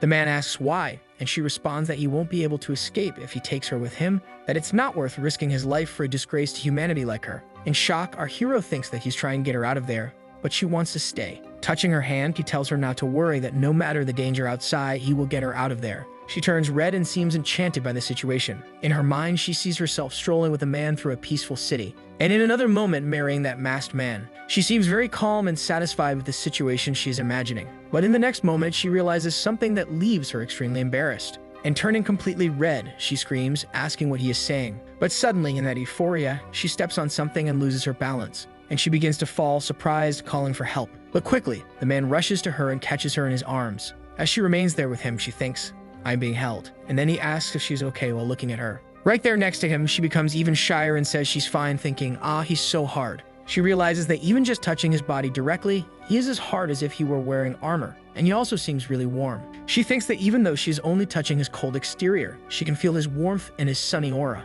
Desperate, she questions what she is thinking and tells herself she can't let him notice that she has lost her composure. She tries to control herself by pinching her rosy cheeks. Meanwhile, our hero is startled, realizing that she has indeed lost her composure. Lucius tells the girl that now is not the time to waste time and apologizes to the most holy, while she only thinks about the fact that she is being hugged. Polly thinks that he is very rough, but she likes that kind of personality. And enchanted by the man, she thinks that she likes this. A little later that night, a massive explosion happens at the gate of the Demon King's castle, alarming the goblins on guard. The creature shouts that someone is escaping, and in the middle of the confusion, someone yells to sound the alarms, while other monsters call out for someone to stop them. Polly, noticing the chaos, tells him he can go and leave her behind. But the man tells her not to worry and asks if, by any chance, she's afraid of heights. A little nervous, she says, afraid of heights? And looking up, our hero tightens his grip on the girl. Lucius lifts her up firmly. Then he throws her high into the air with great force, just as he finds himself surrounded by his own army. The girl is sent flying out of the castle, screaming in shock. The goblins watch the scene, unable to believe what is happening. And catching them off guard, the man jumps and steps on one of the monster's faces. Using the powerful momentum, he launches himself into the air as well, leaving all the goblins stunned. With his hand on his stepped-on face, the goblin points and shouts, get him. Our hero grabs a sword and prepares for battle, and suddenly an energy surges around him. In the next moment, he charges toward the goblins, striking them and sending them flying in all directions. Meanwhile, elsewhere, the Most Holy begins to fall. As she nears the ground, it seems that someone is approaching, and in the next moment, she is once again in the arms of our hero. He then asks if she's okay, and Polly, still blushing, says that yes, she is fine. Thinking that he is really cool, the girl realizes that he got through the demon army in just an instant, and that he must be very powerful. Our hero points to a region and says that the exit is to the south. The girl explains that the demon army hasn't had time to organize its defenses yet, and that this is the best chance to escape. But the man says no and asks if the holy staff and relics weren't what she was looking for. Then he tells her that the staff is in the storage room just ahead, and since they have already come this far, how could they retreat now? Nearby, the staff thinks that it's really annoying for him to be kept there, and he wonders why the healthy elf hasn't interrogated him a little. But then, suddenly a huge crash sends stones flying in all directions, and Polly appears, telling the holy staff that she came to get him, while he asks if she wasn't captured. But right after, he notices that she is with a man. The girl explains that he is the Prince Charming who came to rescue her, and quickly corrects herself, saying he is a hero, and that the demon army is outside pursuing them, while our hero thinks, Prince Charming, hero. The staff wonders how someone so powerful and reckless could exist in Razma's realm. Polly says she isn't sure right now, but there's no time for explanations and everything will be explained later, so the staff agrees. But suddenly, something catches our hero's attention, and the dark elf appears, smiling and snapping her fingers. A massive explosion occurs in the place, and our hero thinks that, thank God, he noticed her coming. Polly tells him to be careful because that woman is a fallen elf from hell, the most powerful servant of the Demon King. Freem asks, the Emperor's strongest servant? Satisfied, she says that she actually quite likes that title. Meanwhile, Polly makes a sound that could easily be a feint or a click. The elf says that she is the Emperor's little dog. Our hero thinks that while it's great she can't see through his disguise, saying things like that is kind of embarrassing. That woman asks what those foolish mortals could possibly know. That a stray dog like her could never understand the joy of being a loyal hound of the Emperor, while the goblins cheer in the background. Freem really seems to like that idea. Meanwhile, the army shouts that being a servant of the Emperor is a great honor, and that many would love to be one but cannot. Our hero looks very surprised by the situation. Polly says that this is disgraceful and asks how she can say something like that, insisting that she can't listen to such nonsense anymore. Lucius thinks that the most useless person here actually seems to be speaking seriously. The girl asks who said she is homeless and explains that as the most holy of the church, she belongs to the Lord God. Our hero, still in shock, thinks servant number one, but he realizes that now is not the time to argue about that. The elf thinks that, as expected of a mere mortal, she is only capable of glorifying herself with such empty things.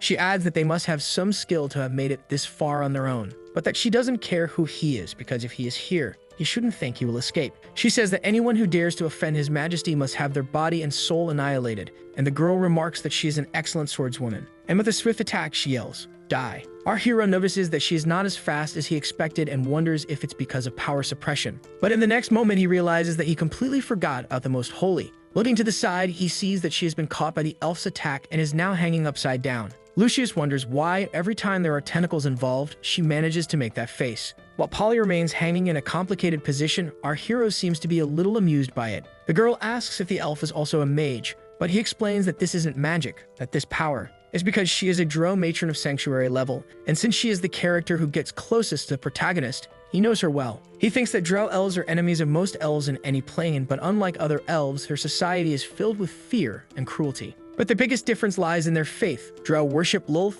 the Spider Queen, and the matrons are her favored ones. Polly says that unless someone is a demigod, it is nearly impossible to defeat a drow elf at her level and apologizes for putting him in danger. Our hero thinks that given Freem's personality, she wouldn't use all of her power here, so escaping shouldn't be too difficult. Then he realizes that this is the key, that this will serve as a distraction. Suddenly, a part of that energy detaches from Polly, and it lunges toward our hero as the girl warns him to be careful. But in the next moment, he ends up bound and trapped by the energy tentacles. Laughing, Freem calls them fools and says that her web can even restrain the dragons of hell, while someone comments on how powerful she is. But suddenly, she notices something unexpected. A glow coming from above the bound hero, and a sword slashes through the air. In the next moment, Lucius is freed, wielding his weapon. The staff says that this is truly impossible to have cut through a drow matron's web. Our hero charges toward the girl, and in an instant he grabs Polly, hoisting her over his shoulder while saying, it's time to go. The elf shouts, asking who he is and declaring that she won't let him pass. The two charge at each other at high speed,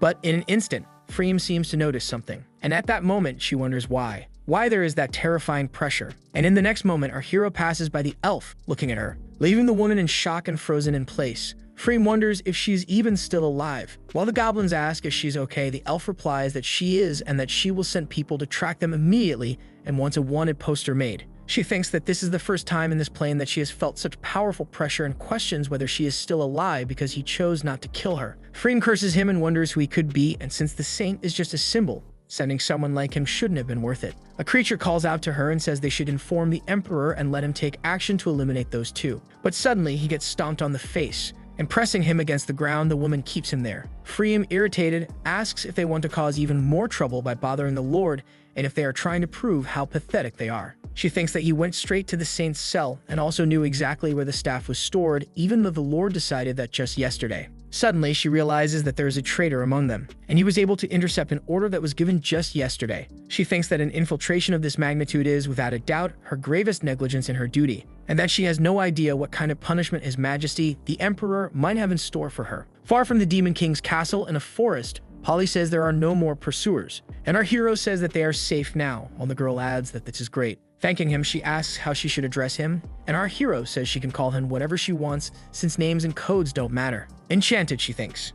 However I want. Then she considers calling him Prince on a white horse. Blushing, she quickly says no, stammering, she adds, I meant. She says he could be the Black Knight since he is dressed in all black, so she believes Black Knight would suit him well. Lucius says he really doesn't mind and wonders if she's suggesting Batman, but, excited, the girl says that sounds great. And in desperation, she wonders why she always loses her composure when she sees him and whether he might think she's crazy. As she punches a tree, our hero thinks she really is out of her mind. Polly asks, my Black Knight, what shall we do next? And our hero says they need to find a place to rest and settle down since their pursuers won't be able to reach them. He thinks that if it weren't for the fact that spatial magic doesn't exist in this plane, he could have teleported her straight to the humans, but that would reveal him as a demon. Polly says that the nearest city is Shu. She questions whether it won't draw too much attention if humans like them enter there, and our hero says that's what he's considering as well. Suddenly, she gets an idea and says, let me pretend to be your slave, Lord Black Knight. She explains that there are demons dressed like him too, and that he could simply put this on her and take her in, to which he asks if she brought that from the dungeon. Embarrassed, he tells her that she doesn't need to go that far, and that this would be a serious desecration. Gripping his shackles tightly, she thinks that it wouldn't be desecration. Not enough to blend in with the demons. This is truly necessary, and she could also wear even more shameful clothing. And blushing slightly, she adds that if necessary, she could even do that kind of thing in public. Our hero shouts at her to stop talking because if she keeps going, they won't make it past censorship. Lucius tells them to just stop thinking about those things and keep moving, but she asks if he doesn't really want to reconsider. Polly explains that this city was conquered right at the beginning of the demonic invasion. Massacres and much more may have happened in that city, and she fears that after all these years, that place has become a paradise for all the races of demons from hell. From the outside, at first, it looks like a normal city, and the two move through it. They find a tavern where seemingly normal people are eating and drinking. Polly asks how this is possible, while our hero thinks that fortunately the news hasn't reached here and no one recognizes him either. The tavern keeper tells them to enjoy and brings food, saying it's fried chicken, bread, seafood, and roasted meat. Polly looks confused and asks why there is such an abundance of food and whether resources aren't scarce during a war. The woman says that judging by their attitude, they must be from the front lines and that ever since the Emperor conquered this place, their lives have improved.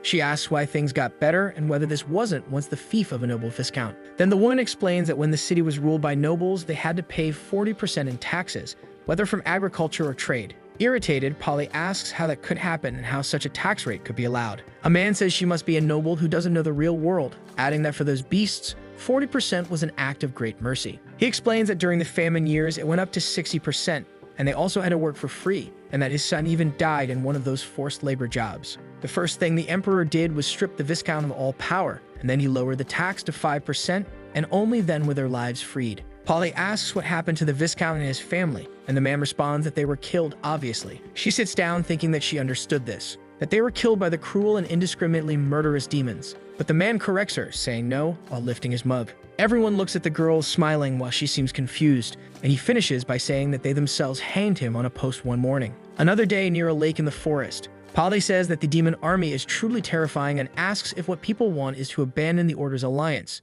Then she asks Lord Black Knight what he thinks, and he responds that the situation is more serious than he imagined. He thinks, what the hell? I removed the nobles to provoke the alliance, and they set a 5% tax to dismantle the army, and I ended up making people happy. He remembers Minos and pictures him eating all the papers he was supposed to read, enjoying it like a delicacy. And he thinks that fortunately, he left internal affairs with Minos. There must be countless ways to create a mess with this in the future. Besides, his top priority at that moment is to quickly return the Most Holy. Out of nowhere, someone shouts, "Most Holy, we finally found you." And with a quick movement of his weapon, our hero catches the man who says he is a good man, a member of the resistance against the demon army. Lucius asks about this resistance, and the man explains that they heard the Most Holy was saved by a man, and they had been waiting for them there. He says that many ungrateful people have become servants of the demon army, but the flame of justice will never be extinguished, and the resistance will prevail. Excited, Polly says that there are still resistance warriors in these lands. Excited, the man asks if they certainly don't have a place to stay, and he says that they have a secret base where the two of them can rest. Sometime later, already at the secret base, the man raises a glass and says, "Cheers." He asks if the saint doesn't drink, and she explains that they must avoid addictive substances, as this is the doctrine she believes in. The man continues, saying that it's a shame he forgot to introduce himself. He is Eugene, and his ancestor was a viscount in military achievements. Moreover, everyone there is a righteous member of the resistance army. Our hero expected to find resistance warriors, but instead, they are all nobles, and he wonders if he hadn't already ordered them to be eliminated. The man continues, saying that they probably haven't heard of their achievements because the demon army is blocking their news. But everything changed after the demon army arrived, and that army is truly cruel. With a nudge from the noble, the bottle of liquor falls to the ground, reflecting the terrified expression of the maid at the situation. She bows deeply and apologizes, while the noble looks confused and says it's fine. And then, striking the girl's face, he shouts that something is wrong, calling her a bastard. She falls to the ground, suffering, while the man asks if she doesn't know that even if he sold her again, it wouldn't be enough to pay for a bottle like that. Grabbing her by the ear, he calls her a beast, and says that if it weren't for that old man buying her, did she really think she could be here? Besides being as useless as her mother. Excessively enraged, he shouts that she is a filthy dog and prepares to hit her again. The battered girl just waited for the next attack, but it didn't come, so she opened her eyes. Polly was there beside the noble, holding his hand and telling him to stop, leaving him surprised. He explains that he was just teaching that heretic a lesson, and that the church has always taught that they are barbarians repudiated by God. The girl says that this is a critical moment of invasion, and regardless of race, it is time to put differences aside and unite, and the man says he understands. Kneeling beside the girl, Polly asks if she is okay. Surprised, the girl stammers a response that she is, and Polly continues, telling her not to be afraid because she is the most holy of the church. She asks if it hurts, but the girl responds that it doesn't hurt anymore. With shining eyes, Polly thinks, wonderful. And excitedly, she hugs the girl, who becomes a little shy. She says that she is so soft and cute, that this is part of the healing, and asks for her name. The girl replies that she is simply called Papa because she has no surname. Our hero is surprised and thinks about that name,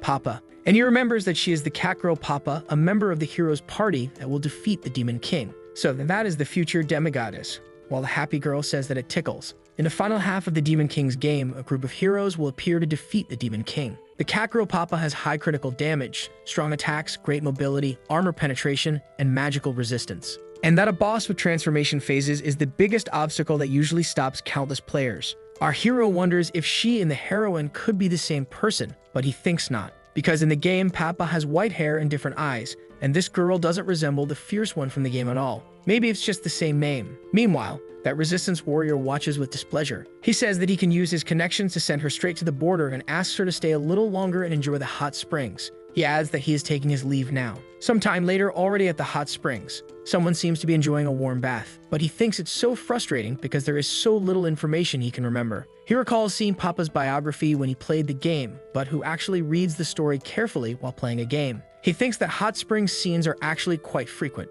and he wonders if that's why, just as Polly appears taking her bath. He asks if she doesn't think she went a little overboard, and Polly asks Lord Holy Staff if he also thinks she didn't handle the situation well. He says she misunderstood. He explains that he knows what she means, but has she thought about the fact that they won't be here forever? That while she is here, the Viscount won't do anything to the girl. What could happen once they leave? He questions whether, in the end, they helped her or only made things worse. The staff continues and tells her to forget about that because there's a more important issue at the moment. Why was he left outside, all wrapped up? She explains that it's not convenient to carry him right now and asks if that isn't normal. He says that although he is the supreme symbol of the church's holiness, he still needs help to be cleaned, that he needs someone to wash him. Polly thinks that Lord Black Knight's strength must come from some noble origin, and maybe he also needs someone to help him. The staff asks if Lord Black Knight isn't just behind that divider. Polly sneaks to peek at the Black Knight and thinks that this is a great opportunity to see his true face. Blushing deeply, she thinks, no. She thinks that since the Black Knight is so strong, you will probably notice her immediately. Or maybe the Black Knight has been alone this whole time. It's more likely to be like what's written in books. Our hero says that he rescued her with great difficulty and that she should repay him in some way, and Polly wonders what she is thinking. Suddenly, someone calls for the Most Holy. Papa arrives and says that the Viscount sent her to help with her bath, catching her by surprise. Embarrassed, she says that she isn't used to that and that she can bathe by herself. Concerned, the girl says that if she doesn't help, the Viscount will think she's neglecting her duties again. Polly rises from the water and says that she will leave it to her then. The girl approaches behind Polly, asking for permission. She starts scrubbing the Most Holy with a cloth, and the girl seems to really enjoy the care. Startled, Papa asks if she did something wrong, but Polly says no, that it's nothing. Polly thinks that she knows that she still hasn't gotten used to this. But the girl keeps washing the Most Holy properly. Papa is doing her job diligently. Polly asks how she became the Viscount's maid if she was separated from her tribe. The girl says that actually her homeland was destroyed. Surprised, the saint asks if it was due to the demon army's invasion. But Papa says no, that it happened because of the human kingdom's army. She explains that she and her mother were sold to the Viscount's family, and she always tried to escape with her. And just 4 years ago, while they were trying to escape, they were discovered, and her mother told her that they should separate. But she was also caught. Polly asked about her mother, and excited, the girl says that it seems her mother managed to escape. However, she's not sure because surely she would have come back for her, and Polly says certainly. The saint thinks that the girl is amazing and that she still has hope. She thinks that the church is against slavery, but only among humans, and that her race is not considered human, and she questions if this is truly right. The staff says he needs to remind her that questioning the church is blasphemy and orders her to stop because it is not something that can be changed. Stretching, she says it feels so good and thanks the girl for it, saying she feels much better, and Papa replies that this is what she should do. And she asks Polly if she's really going out like that, if she's not going to get dressed, but Polly says it's fine because the knight is on the other side. The girl pauses and says, the other side, but he is, and she finishes by saying that there's only one hot spring here. Meanwhile, the saint is in shock as she sees him there, trying to say her name while stammering. Embarrassed, she apologizes and says she made a mistake. But in the next moment, she realizes that he appears to be asleep. She approaches and thinks, well, while Lord Black Knight doesn't notice, she continues to move slowly toward him. And as she gets really close, she thinks that now is the perfect chance to take a look at the true face of Lord Black Knight. Trying to be as gentle as possible, she moves closer to the towel, and very slowly she starts lifting it, only to come face to face with his open eyes. She is completely shocked and embarrassed. Saying that it was a mistake, she throws the towel back onto his face. She yells that it's not what it looks like. Startled, our hero wakes up, questioning what the hell is going on, if it's an enemy attack or maybe a demon invasion. She, flustered, says that she's leaving now, but it seems like she trips over Lucius's legs, and screaming desperately, she falls, landing directly with those large, soft things on his face. The irritated noble thinks that the saint treated him that way because of a slave. If she likes wolf cubs so much, he can give her one as a gift. He says that the message has already been delivered, and although this is the most important part of this plan, you must lose something to gain something. A long time passes. Polly begins to wake up, wondering where she is, and suddenly, someone appears behind her, grabbing her and saying that she finally woke up. The woman questions the Demon King, asking why he's there and where the knight is. The demon tells her that he ate him. To Polly's horror, she screams for her beloved. He continues, saying that now it's her turn, while the girl begs him to wait that he can eat her. But what is he doing? Then our hero explains that to eat, he has to peel first. Suddenly, she wakes up in a panic and asks herself, why do I have to dream about these things? But she immediately realizes that she is not alone. Papa says that it looked like she was having a nightmare. She explains that she was sweating, so she wanted to change her clothes, but Polly asks why she is here. The girl says that the Viscount wants to give her to her and asked her to bring the contract herself. Polly tells her to forget about this whole slavery thing because her doctrine does not allow it, and besides, she doesn't need anyone to take care of her. But Papa explains that if she can't be her slave, the Viscount will treat her as negligent, and Polly says, ah, okay, I get it now. She says that she will be in her care for the next few days, but she doesn't want her to bring that master-slave attitude to her. And very happy, the girl says that it will be a great honor to be the most holy slave. But seriously, Polly tells the girl that no one is born to be a slave, and she asks if this contract really transfers her from the Viscount to her, and the girl confirms it, so Polly says, that's good. She adds that slavery is terrible, but the worst thing is finding joy in slavery and showing it. So, she declares that she is no longer a slave, and that she doesn't need to call her master while burning the contract. The girl asks, if I'm not a slave, what identity can I have by your side and was holy? Polly places her hand on her head. While smiling, she says that she will be her friend. And she tells her that if she wants to find her mother, it's not convenient to be a slave at her side. While Papa says, mother, friend. The girl says that meeting the most holy is an honor for her. And Polly says that they will be leaving soon and need to prepare supplies. She tells her to get ready as well, and that if she needs anything, she should let her know. Papa runs off, saying that the saint should go have breakfast and that the knight dressed in black should have arrived by now. Polly tells her to forget about that because Lord Black Knight and the others have probably been waiting for quite some time. But suddenly, something bothers her. and she thinks that she's remembering again. How could she have done what she did last night? How will she be able to face Lord Black Knight now? Sometime later, Papa runs across the grass, saying that now she can finally go outside and look for her mother. She says that she won't leave the saint behind. But suddenly, she notices something, and she thinks it's the aura of the demon army, but it's completely different from the usual type in this city. She concludes that this must be a high-ranking demon. She wonders why it's here and whether the saint and the others have been discovered. The girl starts running.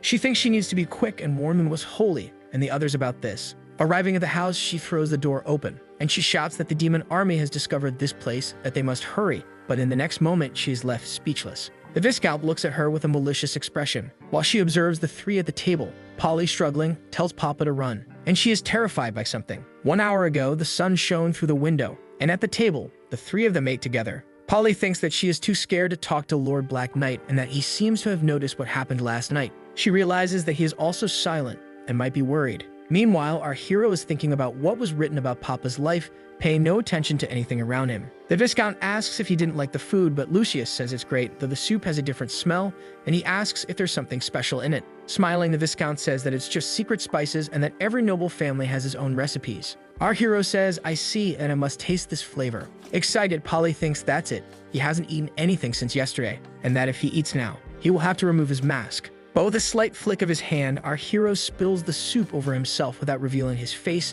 leaving Polly devastated and the Viscount impressed. Polly, devastated, thinks, this isn't fair. But in the next moment, she notices something strange, and placing her hand on her head, she asks what's happening, and the noble replies that this is exactly what he was talking about, that it's just a little bit of the secret spice. At that moment, the girl opens the door, warning that the demon army had discovered this place. But suddenly, she is in shock at what she sees. The Viscount looks at her with a sinister gaze, while Papa observes her friends at the table with some kind of problem. With difficulty, Polly tells her friend to run. Frightened, the girl rushes to Polly, asking what they did to the Most Holy, while Polly collapses onto the table. Papa says that he betrayed the Most Holy and called the demon army. The Viscount admits that it was him, but asks what she means by betrayal, claiming he was simply following the trend and making the right choices. And suddenly, he attacks the girl, demanding to know who she is to question him, calling her a vile beast. The girl falls to the ground, injured, while Polly, heavily drugged, calls out her name. Then, struggling, the saint calls for Lord Black Knight. The Viscount says, "Dear saint, you can't still be expecting that Black Knight to save you, can you?" He tells her not to underestimate a noble's resources, as the potion she drank is an ancestral formula that only a demigod could resist. Smiling, he says that if she doesn't believe him, she just has to look at how he can't move. He adds that the Most Holy's fate is sealed. However, that she is so considerate to all of them and cares for the lambs who believe in God. He asks her why she doesn't sacrifice herself for everyone and says that he will offer her to the demon army as a way to secure a safe future. Suddenly, Papa appears beside the Viscount preparing an attack, and she strikes him by surprise, making the Viscount narrowly escape. He is shocked and questions if that was a surprise attack, while the girl says he won't dare, and she declares that she won't let him get near the Most Holy. Irritated, the man calls her an ungrateful wolf cub, saying that she ate his food all these years for nothing while stomping on her head. He says he knows the saint promised her a lot of things, like taking her with her and even finding her mother. Walking toward a dresser, he says that he will tell her something about her mother. Worried, Papa asks if her mother hadn't already escaped, and the Viscount asks if she really believes in that kind of thing. Throwing a suitcase at the girl, he orders her to open it, and pointing at it, he says that what's inside is. The girl quickly opens the suitcase and is left in shock at what she sees. The cruel man says that it's her mother, while she remembers a moment she had with her. Papa screams desperately, hugging whatever is inside the suitcase. But in the next moment, something strange happens, and a massive surge of energy bursts from the girl. Two people run barefoot through the forest. The girl's mother tells her that they will be captured soon if they continue like this, so they must separate. That suitcase remains there on the ground. Crying, young Papa asks if she will really be able to escape, and her mother says yes, and that when she is safe, she must remember to find her. The girl cries as her mother approaches her. She tells her to return to the pastures where they lived or near the river where she loved to fish, and that she will wait for her there. Meanwhile, in the present, Papa opens that suitcase, stunned by what she sees. That young girl runs across the field, fleeing, while her mother thinks that she must not stop or look back. Back in the present, the Viscount laughs wickedly, when suddenly, a massive surge of energy bursts from the girl. Unlike some beast women who have the gift of transformation, some require an extremely strong emotional trigger. In that moment, that girl was awakening. The man says he didn't know he had another one like this, and the Viscount tells him to stop talking nonsense, saying he doesn't want any damage to the mansion. Another man tells them to wait a bit because she hasn't fully awakened yet, and the Viscount says to hold off until she completely turns into a wolf. But in the next moment, something unexpected happens. The girl, in a fit of rage, slashes at the man with her claws. The others question how this is possible, saying that she is different from before. Papa now seems completely out of control, and the men are attacked without even having a chance to defend themselves. She continues striking one after another, swiftly eliminating them right in front of the Viscount. That cruel man seems unable to believe it and questions how she can kill even with a slave contract in effect. And in the next moment, he realizes that crazy woman destroyed the contract. The energy flows powerfully through the girl. That Papa says, "I will." Fallen back into fury, she adds that she will kill him. Now scared, the Viscount says she can't and begs her to listen to him. Suddenly, she seems to sense something different. Then someone enters the room asking if she is a white werewolf. She says she remembers the legends that they can transform into werewolves and carry the blood of ancient gods, but she never knew it was true. Furious, the girl tells the demon army not to dare approach the most holy. Freem says that continuing to fight under the pressure of her sanctuary-level aura, even having only partially awakened, is truly rare and powerful. As the girl flies toward her, attacking, she continues, saying, however, and with an energy shield, she blocks the girl's attack without even moving. And then, in the next moment, she strikes her. Papa is slammed into the wall, while Freem calmly says that she should choose her opponents more wisely. Then she asks the Viscount if he was the one who sent the message to the demon army and what his name is. He replies that he is Eugene and that he serves them. The Alpha asks if he used an excuse to keep the two there, and the Viscount confirms, saying he did so to await her arrival. He explains that they are never stingy in rewarding merit, and securing noble status again is not impossible. Excited, he thanks the lady and says that the saint and the knight drank a secret potion and now cannot move. Freem says, Black Knight. That name is the complete opposite of the Emperor. How dare he? Eager to please, the Viscount says he is indeed very bold and that he will help her tie them up. But suddenly, someone grabs the man by the face, and our hero says, all right. Rising from the table, he says that the show is over. Confused, the Viscount asks how he can be awake after drinking everything, and Lucius questions, how is this possible? He asks, look, she didn't even get close, did she? Freem says that if he escaped from her clutches, could he really be taken down so easily by a mere potion? That would be an enormous insult to her. Lucius asks how they can negotiate if she lets them go in exchange for releasing that man. The Viscount pleads, begging him to help. The elf asks, you want me to release a criminal who insulted his Imperial Highness in exchange for a worthless human? Preparing to attack, she questions if he really believes that is possible. The Viscount panics as our hero holds him by the head. A massive and powerful energy attack surges toward them, and Lucius lowers the man's head to make him dodge it. He says that he really thought that was a stupid question, so now he should wait for what's coming next. With a strong push, he slams the traitor's head against the table, and he remembers when this guy slammed him into the table earlier. Somewhere, someone was using a mouse. A catastrophic event occurred in a port city. A massive white wolf destroyed half the city and then disappeared. This event was the introduction of the white wolf, Papa, and this is the place where she awakened as a white wolf. He thinks that because he appeared alongside Polly, the event happened earlier. If it weren't for them, Papa would still be living in ignorance, accepting her ordinary life, then later facing the crisis of her lineage. Learning about her mother's tragic fate, fully awakening her bloodline and becoming a white wolf, destroying half the port and accidentally joining the group of heroes, then growing into his mortal enemy. Freem begins using the secret arts of the Dro called web restraints. Our hero stays alert to this, when suddenly, a massive web of energy appears above him. He thinks that now everything is different because of the saint's concern. Papa won't fully awaken or lose her rationality. And maybe there is a way to change fate while he dodges the elf's attack. Freem unleashes multiple attacks against our hero, who skillfully evades them all. He thinks that heaven is helping him. But suddenly, something feels wrong. Our hero realizes that he is surrounded by thin strands of webbing. Very excited, Freem says that these are real spider webs. While Lucius is caught in them, she explains that they are not easy to see. And using her power, she says, sanctuary revealed. In an instant, our hero is launched into the air. He thinks he didn't expect her to use this.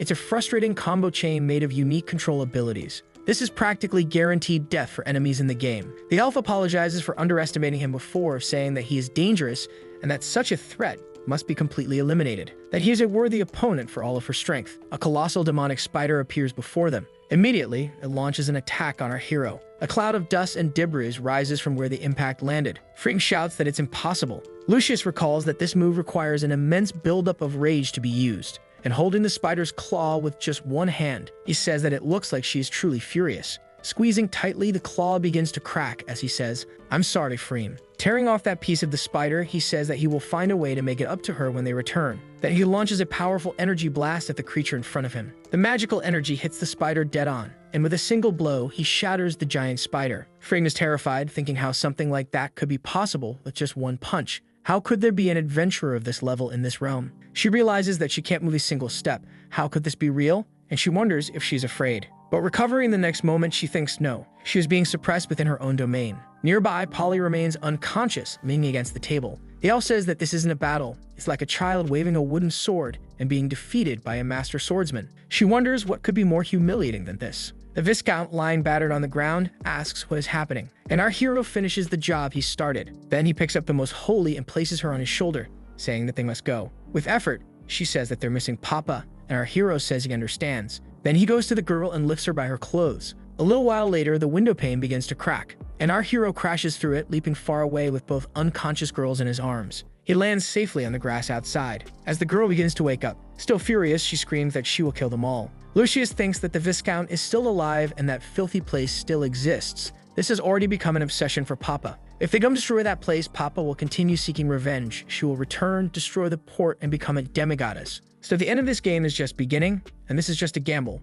but he will help her complete her revenge. Dark energies and magical chains are everywhere. Inside that place, the Viscount asks what is happening, and suddenly, something strikes him. A powerful red energy hits him from behind, making him scream. That attack seemingly puts an end to the man. Freem shields herself with her arm as she watches the situation, and a massive explosion strikes the place. The staff says that this is a terrifying magic, unprecedented in this realm of Razma, and not even the legendary powers of the past wielded such force. Our hero observes the scene while the staff stays close, wondering who he is and why his power carries an aura that it despises so much. The entire area seemed utterly destroyed, while Freem stood watching, questioning why. The whole place is completely devastated, and in the middle of it, the elf remains in shock, until she finally asks herself why the man let her go again. Somewhere else, under a beautiful moon, our hero is having a snack by a campfire. He thinks that now things might be better for Papa. She won't trigger the wolf incident anymore. She won't encounter the heroes, and she won't become a demigoddess. But he also wonders if they're overthinking it, and if in reality,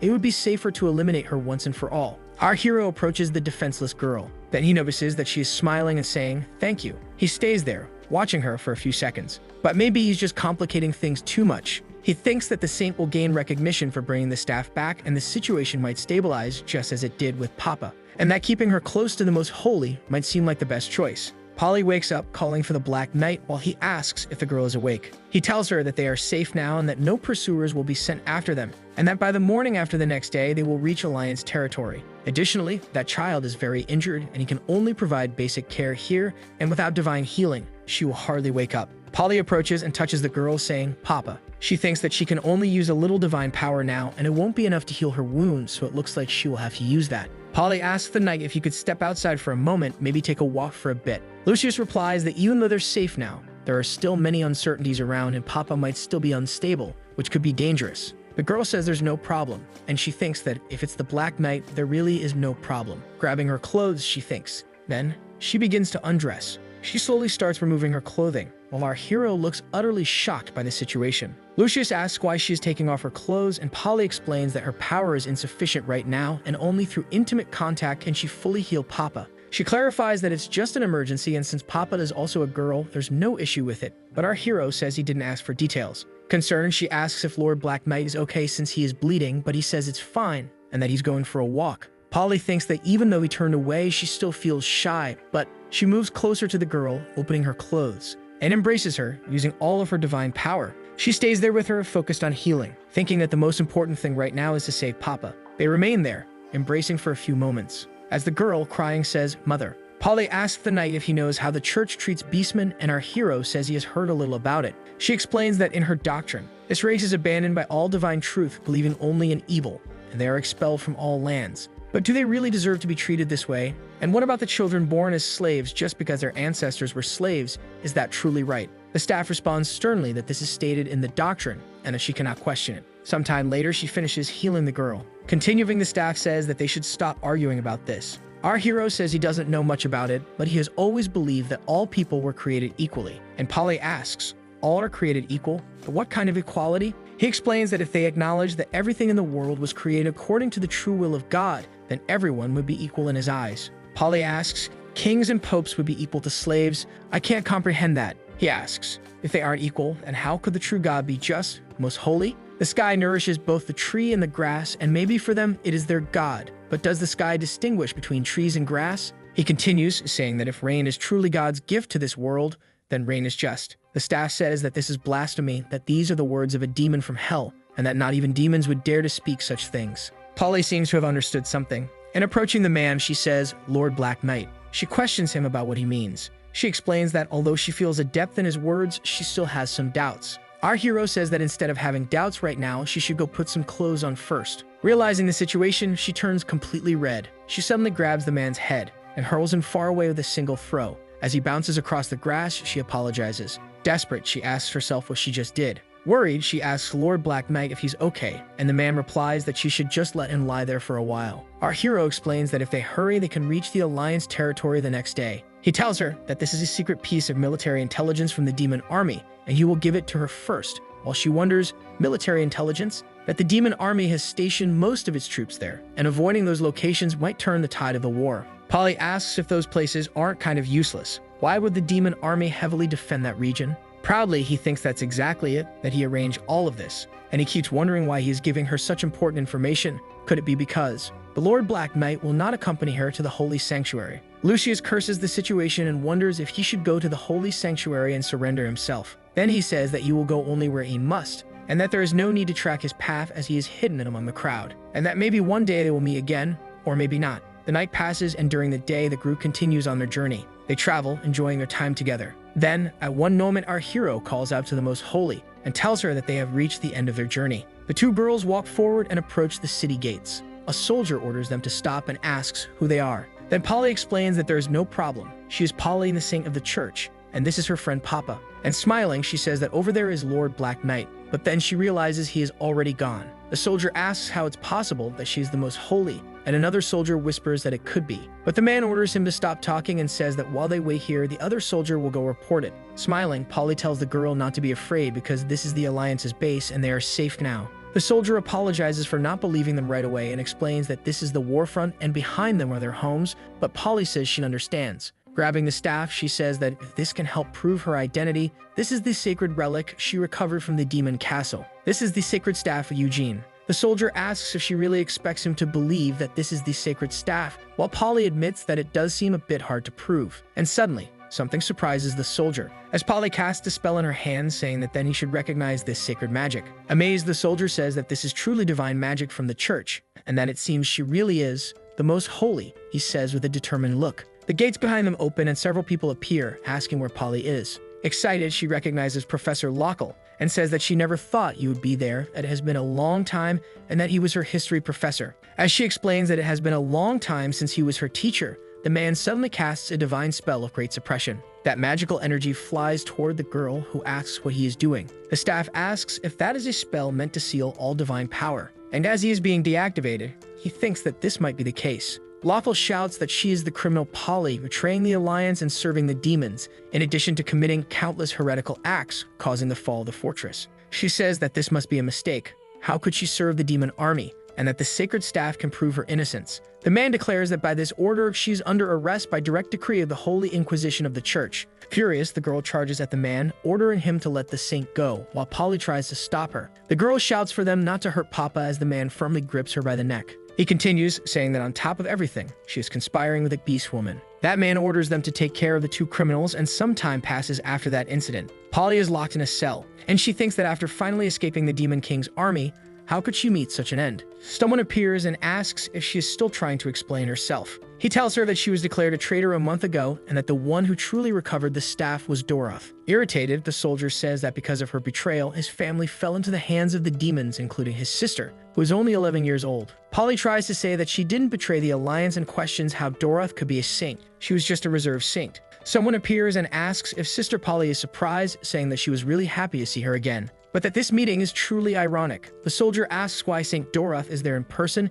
and the woman says that she needs to speak with the criminal and asks for the prison key for a moment. He hands her the key and warns her to be careful because the beast woman is very aggressive, to which Doroth, smiling, thanks him. Then the soldier says that he will stand guard outside and that she can call him if anything happens. The woman just observes for a few seconds, and she uses a magic that shines yellow. In the next moment, she unlocks the cell, and stepping inside, she explains that it's a very convenient magic that prevents them from being heard, making it the perfect moment to discuss secrets. Doroth asks if she doesn't have a lot of questions to ask too, and Polly says that it seems like this woman has a lot to say to her. Getting very close, the substitute saint looks at her now and asks if she is the same Polly who followed her back then. Doroth says, "With all this money spent to block divine magic, you're not much different from an ordinary mortal, are you?" Using magic, she removes all of the Most Holy's clothes. Satisfied, she looks and says, Yes, good. And now she looks much more like a prisoner, asking if Sister Polly doesn't agree. Getting close again, she says that now she will answer all her questions. As the third princess of the Pampria Empire, this kind of fantasy seems non-existent.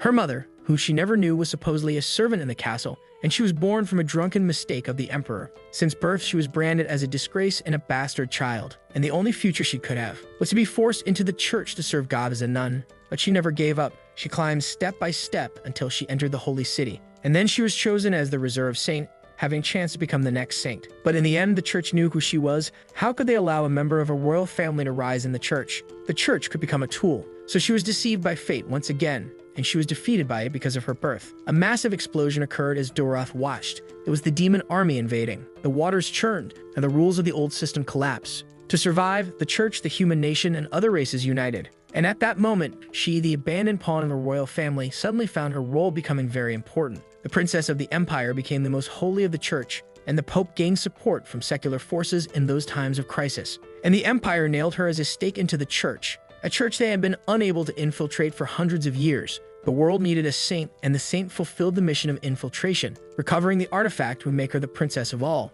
Sending a saint to the Demon King's castle to recover a staff didn't seem like a normal plan despite everything. And she expected Sister Polly to fall into this trap without suspecting anything. She explains that the truth is that Polly was abandoned by everyone from the very beginning. Furious, Papa shouts for the woman not to dare touch the most holy. The tension rises between the three in the prison. Doroth looks at the girl and calls her a filthy beast woman. She says that she can't even recognize who the real saint is now, and it's a joke. Leaving, the woman says that they're done for today, and that when she's being burned at the stake, she will be there to mourn for her. Polly asks her to wait a minute. Then Doroth asks what she still wants, if she's going to beg for mercy. But she tells her that it's the leaders of the church's alliance forces who want her dead, not her. Then, extending her hands, Polly says she has just one request. She explains that she obtained an important piece of intelligence from the demon army, and that if used now, it could change the course of the war. Doroth, not understanding, asks if she isn't afraid, that even though they are coming to kill her, she still shares this kind of information to help them. Polly says that whether they kill her or not will only affect her,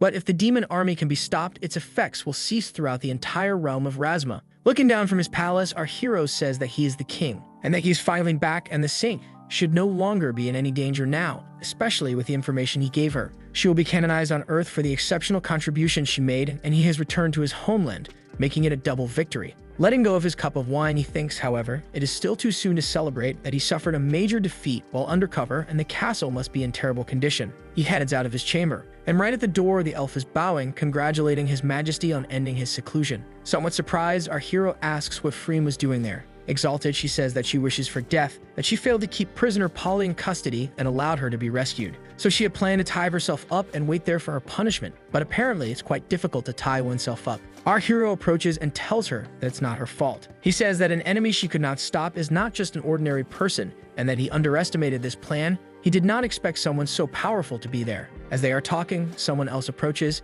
It's Ashen, who says that it is great that His Majesty has finally ended his seclusion. Lucius asks what she needs, and if it's materials, she can take whatever she wants from the stockpiles, but the girl says she is there to bring news. She says that the new weapon that could change the war is being developed, and she wants him to inspect it personally. At the experimental testing grounds of the demon army, he thinks that he can't believe this was actually developed. Our hero asks where Chief Engineer Priscilla is. Shouldn't she be here? Freem says that she is right beside him, and the Lord wonders where, as all he sees is a barrel of wine. Suddenly, the lid opens, and Priscilla asks if the Demon King doesn't want a drink. Lucius says there's another barrel of wine inside. Somewhat intoxicated, the princess asks if he is worried about the weapon and tells him that he will see soon enough. He gets a little excited and thinks, but seeing you like this, he thinks that she is completely confident. Shortly after, the elf tells His Majesty that Ashen is here. And with a weapon in hand and wearing protective goggles, she orders them to begin, while our hero is surprised to see that she is holding a firearm. He thinks that firearms are truly a fiction in this world, and that it really is just that. This is a world where magic exists, and even a low-tier stone magic spell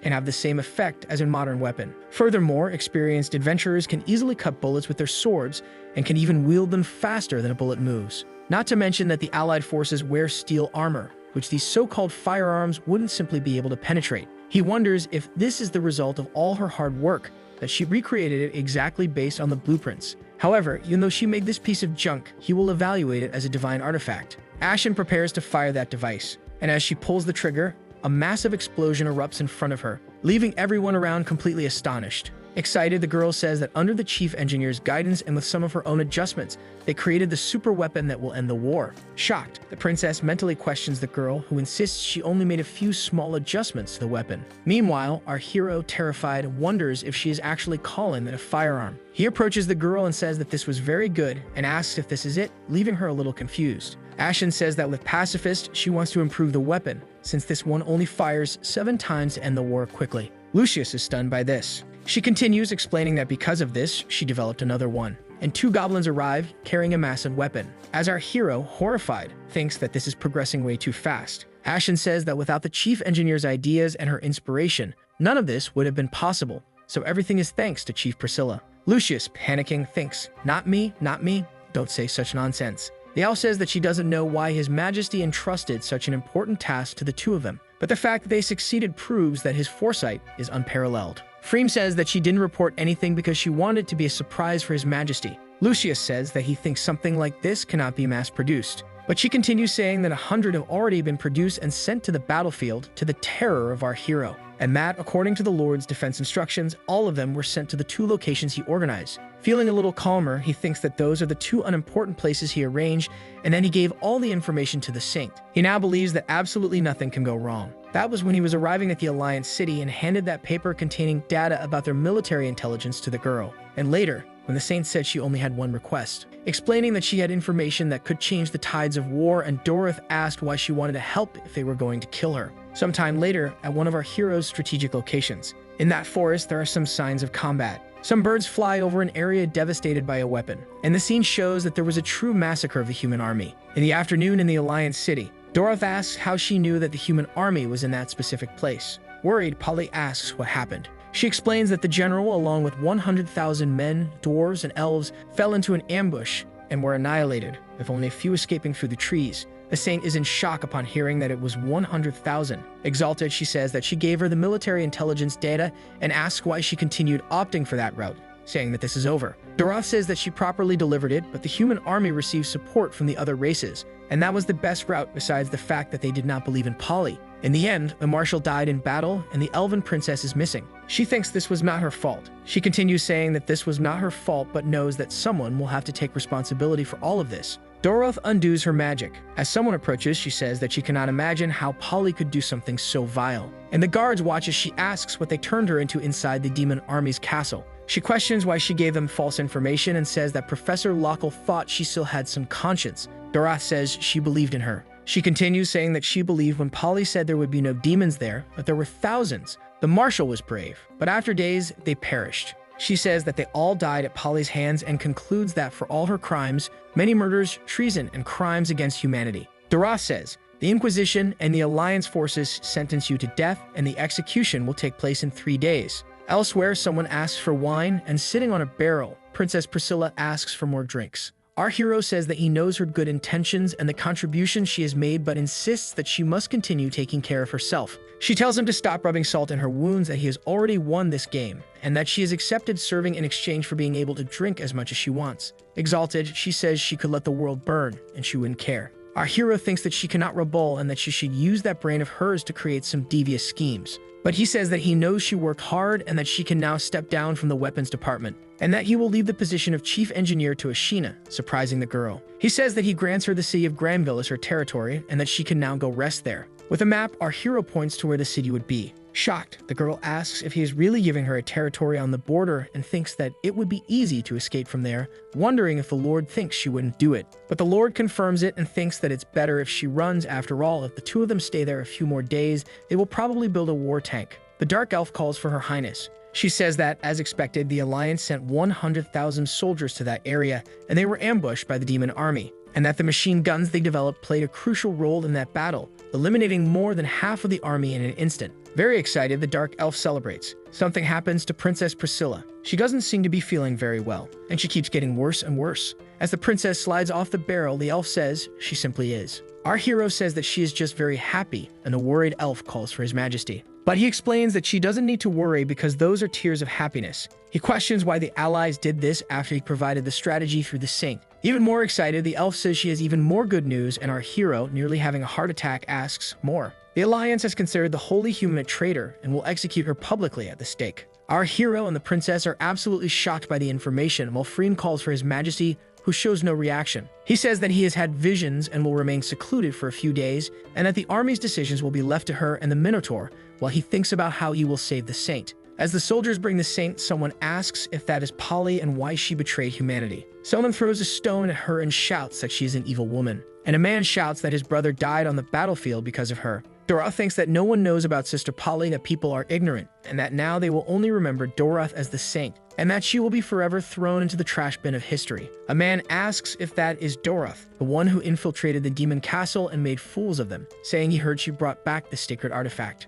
Our hero questions if everything they said was not done by Polly, and where this Doroth came from. He thinks he was lucky to find some information there while pulling out a book, but that something is off. He had bought it from a man who claimed to have an illustrated book explaining why Polly served the demon lord and sent more than 100,000 soldiers to their deaths. He wonders if there will actually be any useful information in something sold with that kind of pitch. Polly appears tied up on the ground, screaming for him to let her go, asking if he thinks she will submit to his immense power. Very flushed, she says this will kill her, that she will never be able to return to who she was, and apologizes to her faith. She pleads for him to give it to her and says that in exchange she will give anything. Throwing that book on the ground, he asks why this world sells this kind of special resource. Calming down, he thinks for a moment and realizes that actually that art there is not all that bad. A bit excited, he picks it up again to take another look, thinking that it really isn't bad at all. He closes that book with determination. He finally understands that they believe Polly was manipulated by him to deliberately provide false information about the army, and he wonders how she could have given false information, questioning if there is some kind of conspiracy involved. The professor begins to speak. Prisoner Polly, according to multiple testimonies and evidence. He says that she was captured after the defeat, deserted to the demon army, and committed military treason,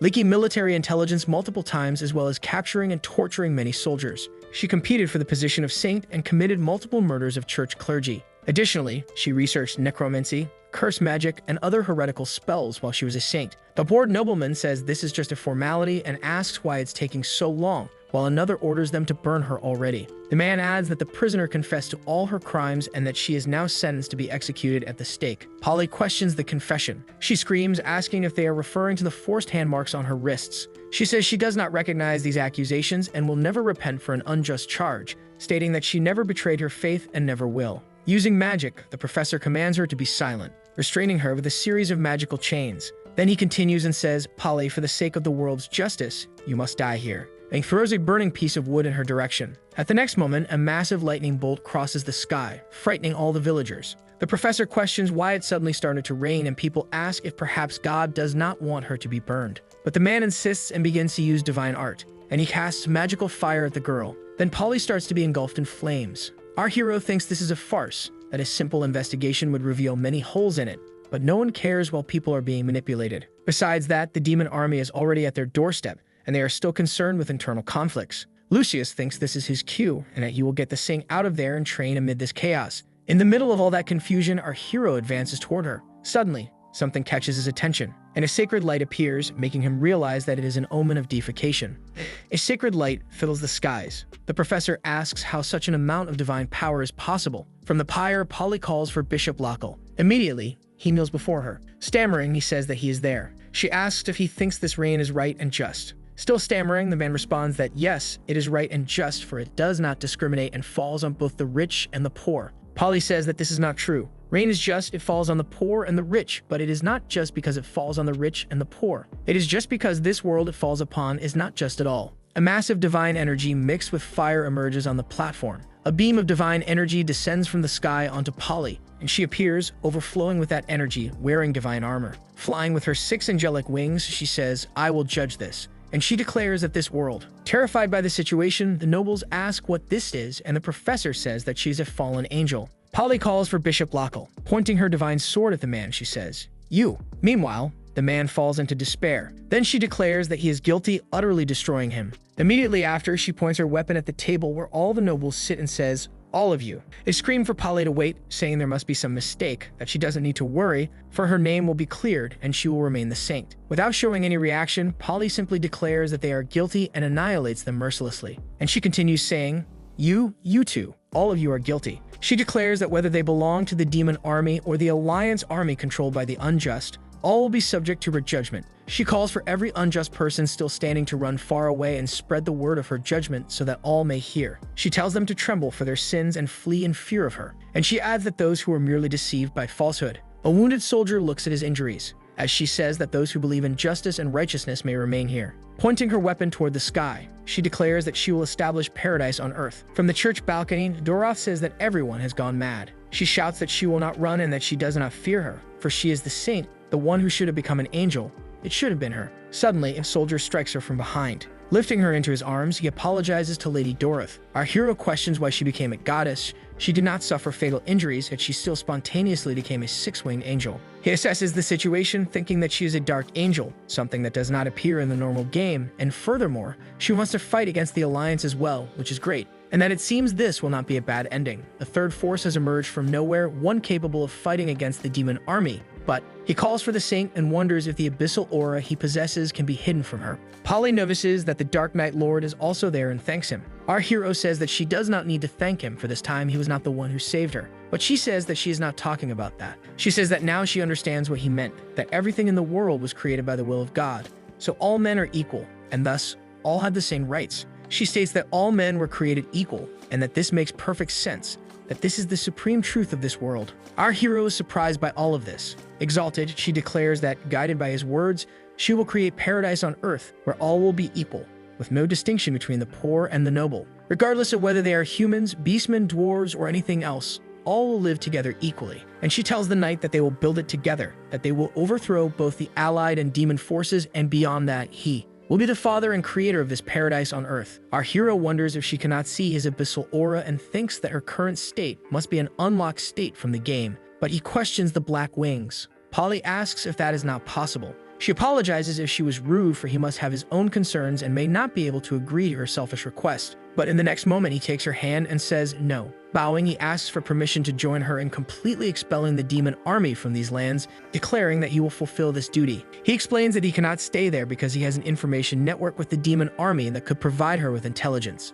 He asks her to believe that he can exert more power from another location, and Polly says that she believes him and that his intelligence is more reliable than an army of thousands. She says that if the allies had followed what he had given them and had not been caught up in internal conflicts, the deaths in the last battle would not have happened. She concludes that it is precisely because of this that all these things need to change. Sometime later at the sacred sanctuary, someone says that this is the most important room they need to inspect. Opening the double doors, the two men observe the inside. He explains that each candle represents the life of a high-ranking church member, and for example, the one in the middle represents the supreme pontiff of the church. The young man asks what happens if it goes out, and he explains that the candles there cannot be extinguished unless the soul ascends to heaven. As the young man observes an extinguished candle, he explains that it would be represented with the flame of the soul going out, and at that moment, a multitude of flames extinguish. The man shouts for the Holy Father, saying that several flames of important members have gone out, while the guard stops the man, calling him a fool. That man kneels in a place filled with sacred energy, saying,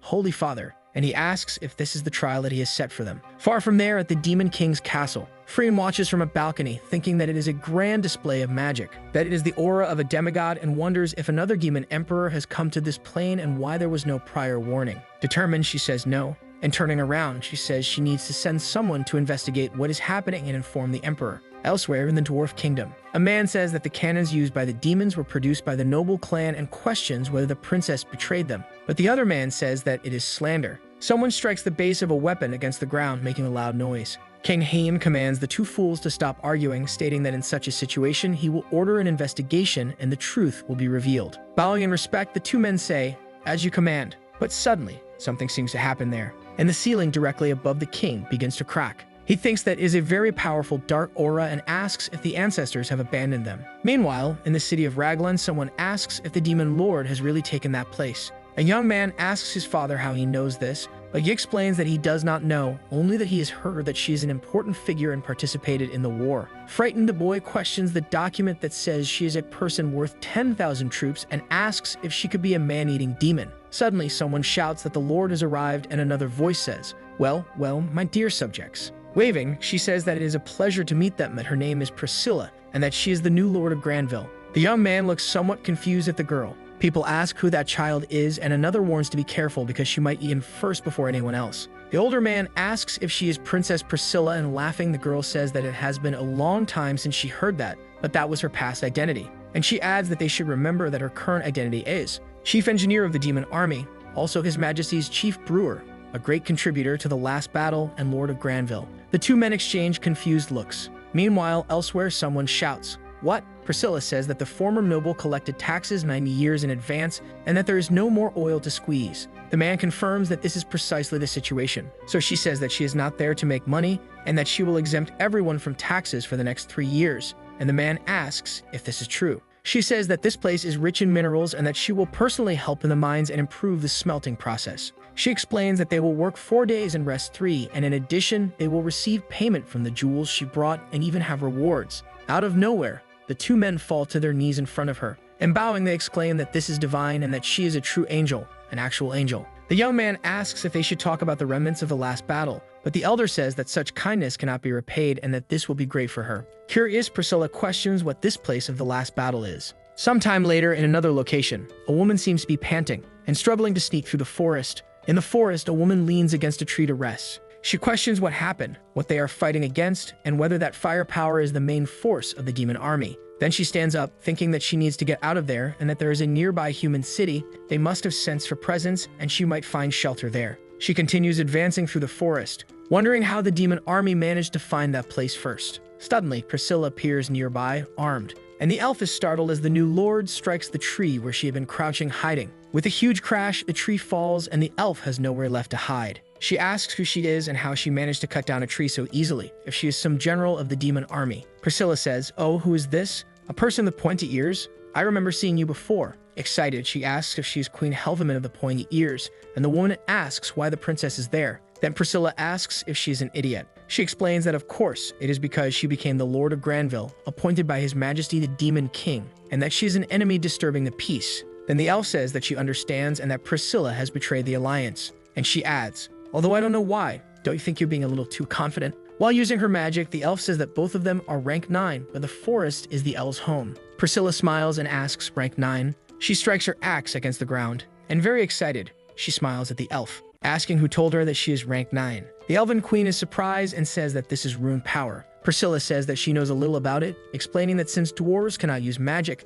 they developed their own unique system of power runes. By engraving runes onto weapons, they can grant them great power, and if those runes were engraved onto oneself. She says that ordinary people carving them onto themselves would only end up hurting and injuring themselves, and that only the most powerful dwarves could withstand those violent runes, and that these individual powers are generally called holy level dominion, while the elf says that it hasn't been that long and asks how she reached the holy level. Priscilla says that she is merely the holy level, and that it is nothing compared to His Majesty, that she simply understood his greatness and gained inspiration. She asks if the elf has ever felt despair. She explains that everything you do is always within His Majesty's expectations. Your previous step, your next one, all within His plans. Of course you want to resist, but countless threads in the darkness keep you on a predetermined path. She says that she has never seen His Majesty's demigod power, but she has lived in fear of it every moment, completely doomed. But if she could not resist, why not simply go with the flow? And when she freed herself from that burden, she ended up discovering the power within herself. The Elven Queen says that there is still time for her to return, but Priscilla says that with this power, she would be treated with respect. However, she wants her to understand clearly that the Queen is the only one who needs to understand the situation clearly, but she need not worry. Priscilla will do nothing to her. After all, there are few people like her, elves. Sometime later, in the dungeons of the Demon King's castle, the elf says that she has confirmed that internal conflicts within the Alliance have turned the saint into a 6-winged angel. But looking at the papers, she says, however, these black wings possess a fallen power even purer than the demons of hell. She states that as an angel, Polly completely took over the city, but she did not forcibly detain civilians and even provided supplies to those who wanted to leave. Freem says that they will fight against both the Alliance and the demons, and that is good, and that every time His Majesty comes out of seclusion, the situation changes drastically. Our hero asks if she said that Priscilla had sent a surprise and if she was referring to that, and the elf confirms that yes. And in the cell next door, the Elven Queen curses the Demon King. She says that he should not think that a noble elf will submit to him, and that the elves and the Alliance will defeat him. As the blindfold covering her eyes loosens slightly, she continues cursing, and she manages to get a glimpse of the Demon King. When she finally sees him in full, she questions, "Demon King?" and becomes quite enchanted upon realizing that he is very handsome. Helveman, one of the twin Elven Queens, whose older sister is a playable character in the game, and that is it. In the original game, Helveman is merely a contrast to her sister, and her image only appears in the introduction of her older sister. He thinks that regardless, this person is not insignificant and remains an elven queen in this scenario. When the demon army descended upon this plane, it was within elven territory, making the elves the race most occupied with dealing with the demons, and the death of the elven queen is the final breaking point for the elves.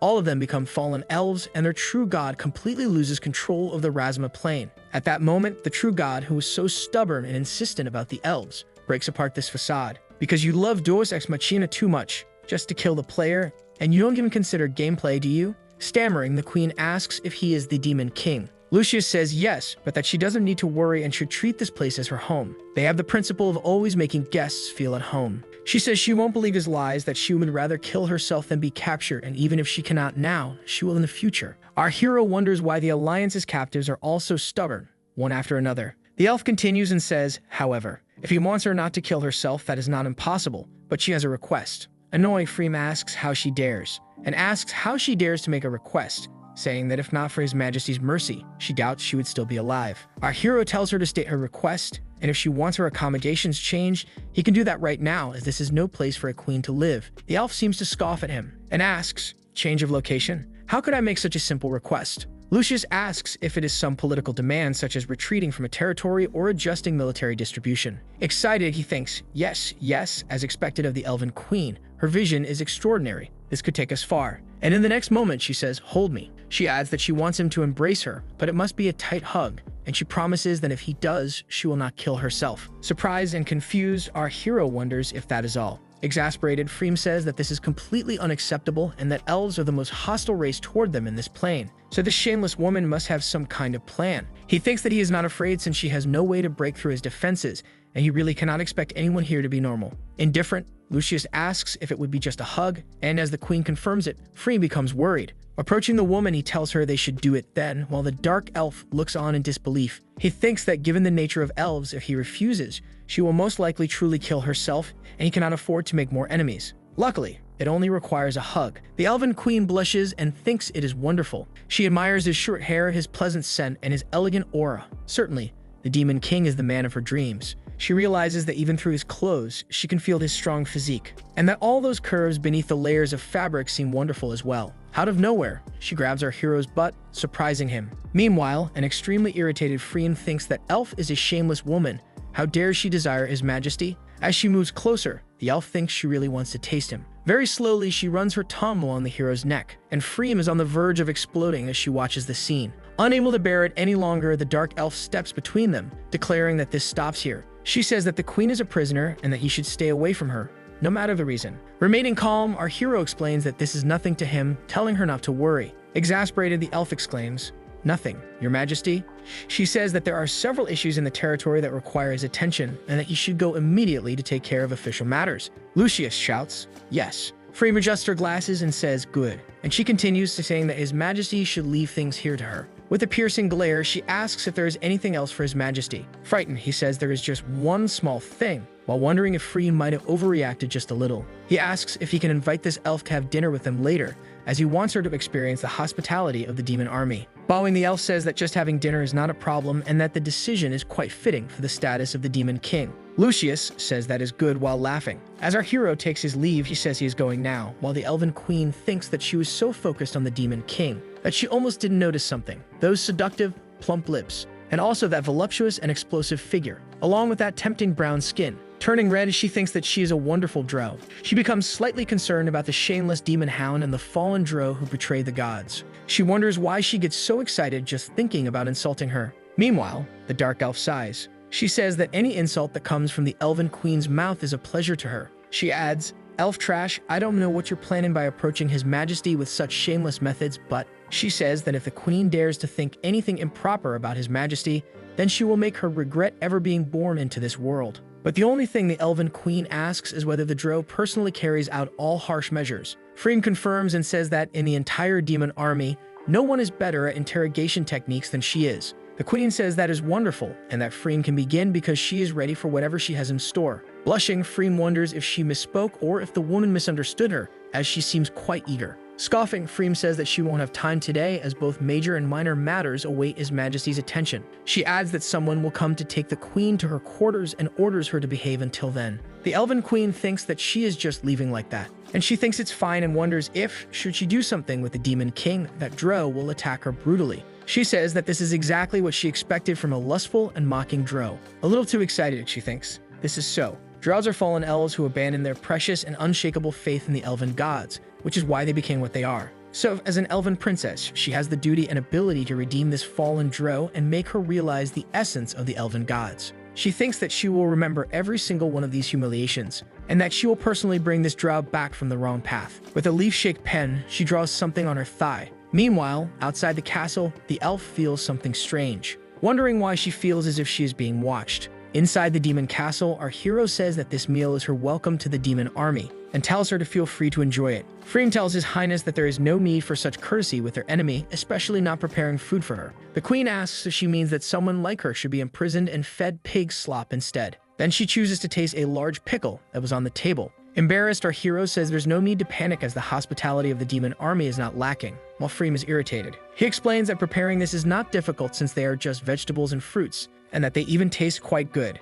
He thinks that he would still prefer if she could behave just a little. At the same time, under the table, the elven queen slides her feet along our hero's leg. Embarrassed, he wonders what she is planning now, but he knows that if he confronts her, she will only escalate things, so he just stays strong. He explains that he has something important to discuss with Queen Helveman regarding the war, something that could bring disaster in both armies. Annoyed, she asks if that isn't exactly what he wants, and she tells him to understand that she will never betray Razma. He says that she must have heard about the incident with the six-winged fallen angel and explains that she is not an ally, and that a demigod should not be underestimated. Frigg tells His Majesty that all of this happened due to his negligence and that she made a very grave mistake, but our hero says that it was unavoidable. The Dro questions this high level of power and asks if forces from other planes are intervening. He responds that probably not yet. He continues saying that to end this war quickly for both sides, a small loss may be necessary, and he tells Helveman that she will become the demon army's ambassador. While eating, the elven queen seems quite entertained with another matter, while our hero ends up feeling a bit excited.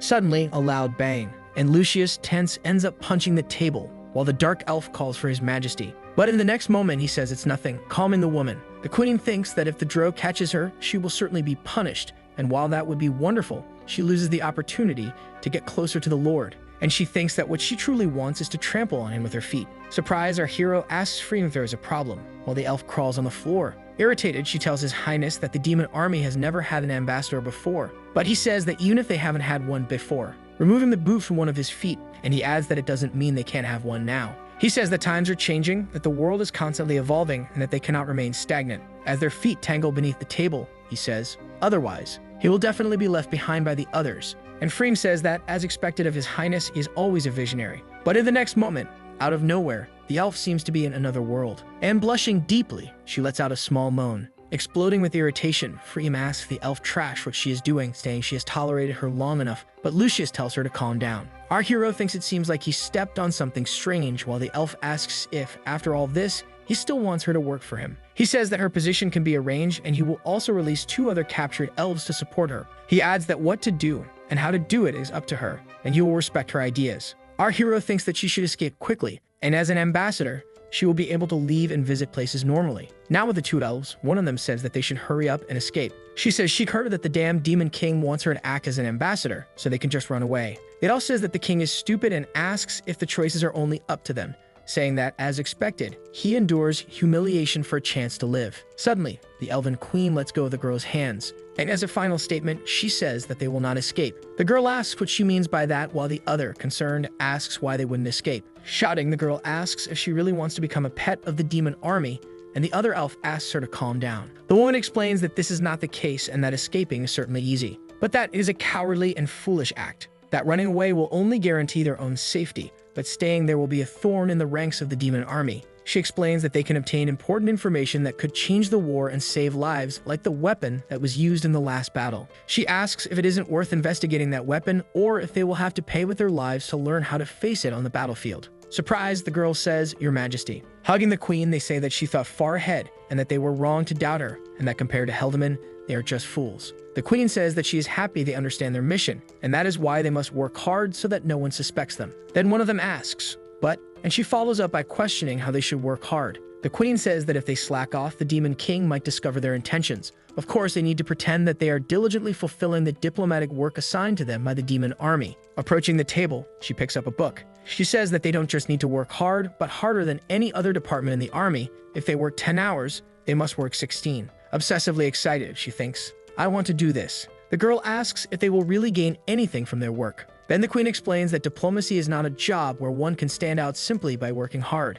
Since the alliance is made up of different races, regardless of factions or nations, they have an unshakable belief that the demon army must be destroyed, and that the people conquered by the demons hate them more than anything and must wish for the alliance army to lead them once again. Considering this belief, thinking that the demon army wants peace would be impossible. No one will accept it, and none of their efforts will bear fruit. The girls say that they understand and that they will work hard, that they cannot let the king underestimate the efficiency of the alliance, and the other says she will handle the translations. They say they are full of energy now and that they could last until tomorrow morning, and the other says that they will work until then. The elven queen thinks, "I can't say that." That the truth is, she is enjoying this a lot and doesn't want to leave. How could she say something like that? Sometime later, Freem says that this is ridiculous, that a group of prisoners wanting to serve His Majesty now can only be some kind of conspiracy. Ashen tells her that she has been pacing there for at least an hour, and that it's starting to make her dizzy. Freem asks Ashina what she is doing there, and the girl asks if she was walking around for an hour and only now noticed her. Ashen says that since Priscilla was promoted and transferred, Its Highness told her to take this opportunity to study and learn more. The girl says that even though she doesn't think so, all development was thanks to Priscilla, and that she herself wants to prepare another surprise for His Highness. And she asks that since Freem is so worried about the new diplomatic department, why not send someone to serve as a spy? Freem says that espionage is indeed the idea and that she has already chosen someone who is actually right there waiting to appear. Suddenly, a pink energy fills the room, and someone asks, "Oh my, were you just talking about me?" A leg emerges from a portal and the voice says that in that case, she arrived at just the right time. The demon woman asks if this is the atmosphere of a plane outside of hell, and adds that it is really uncomfortable. As she lifts herself up from that place, Ashen thinks, "Succubus." Stretching, the demon woman says, all right.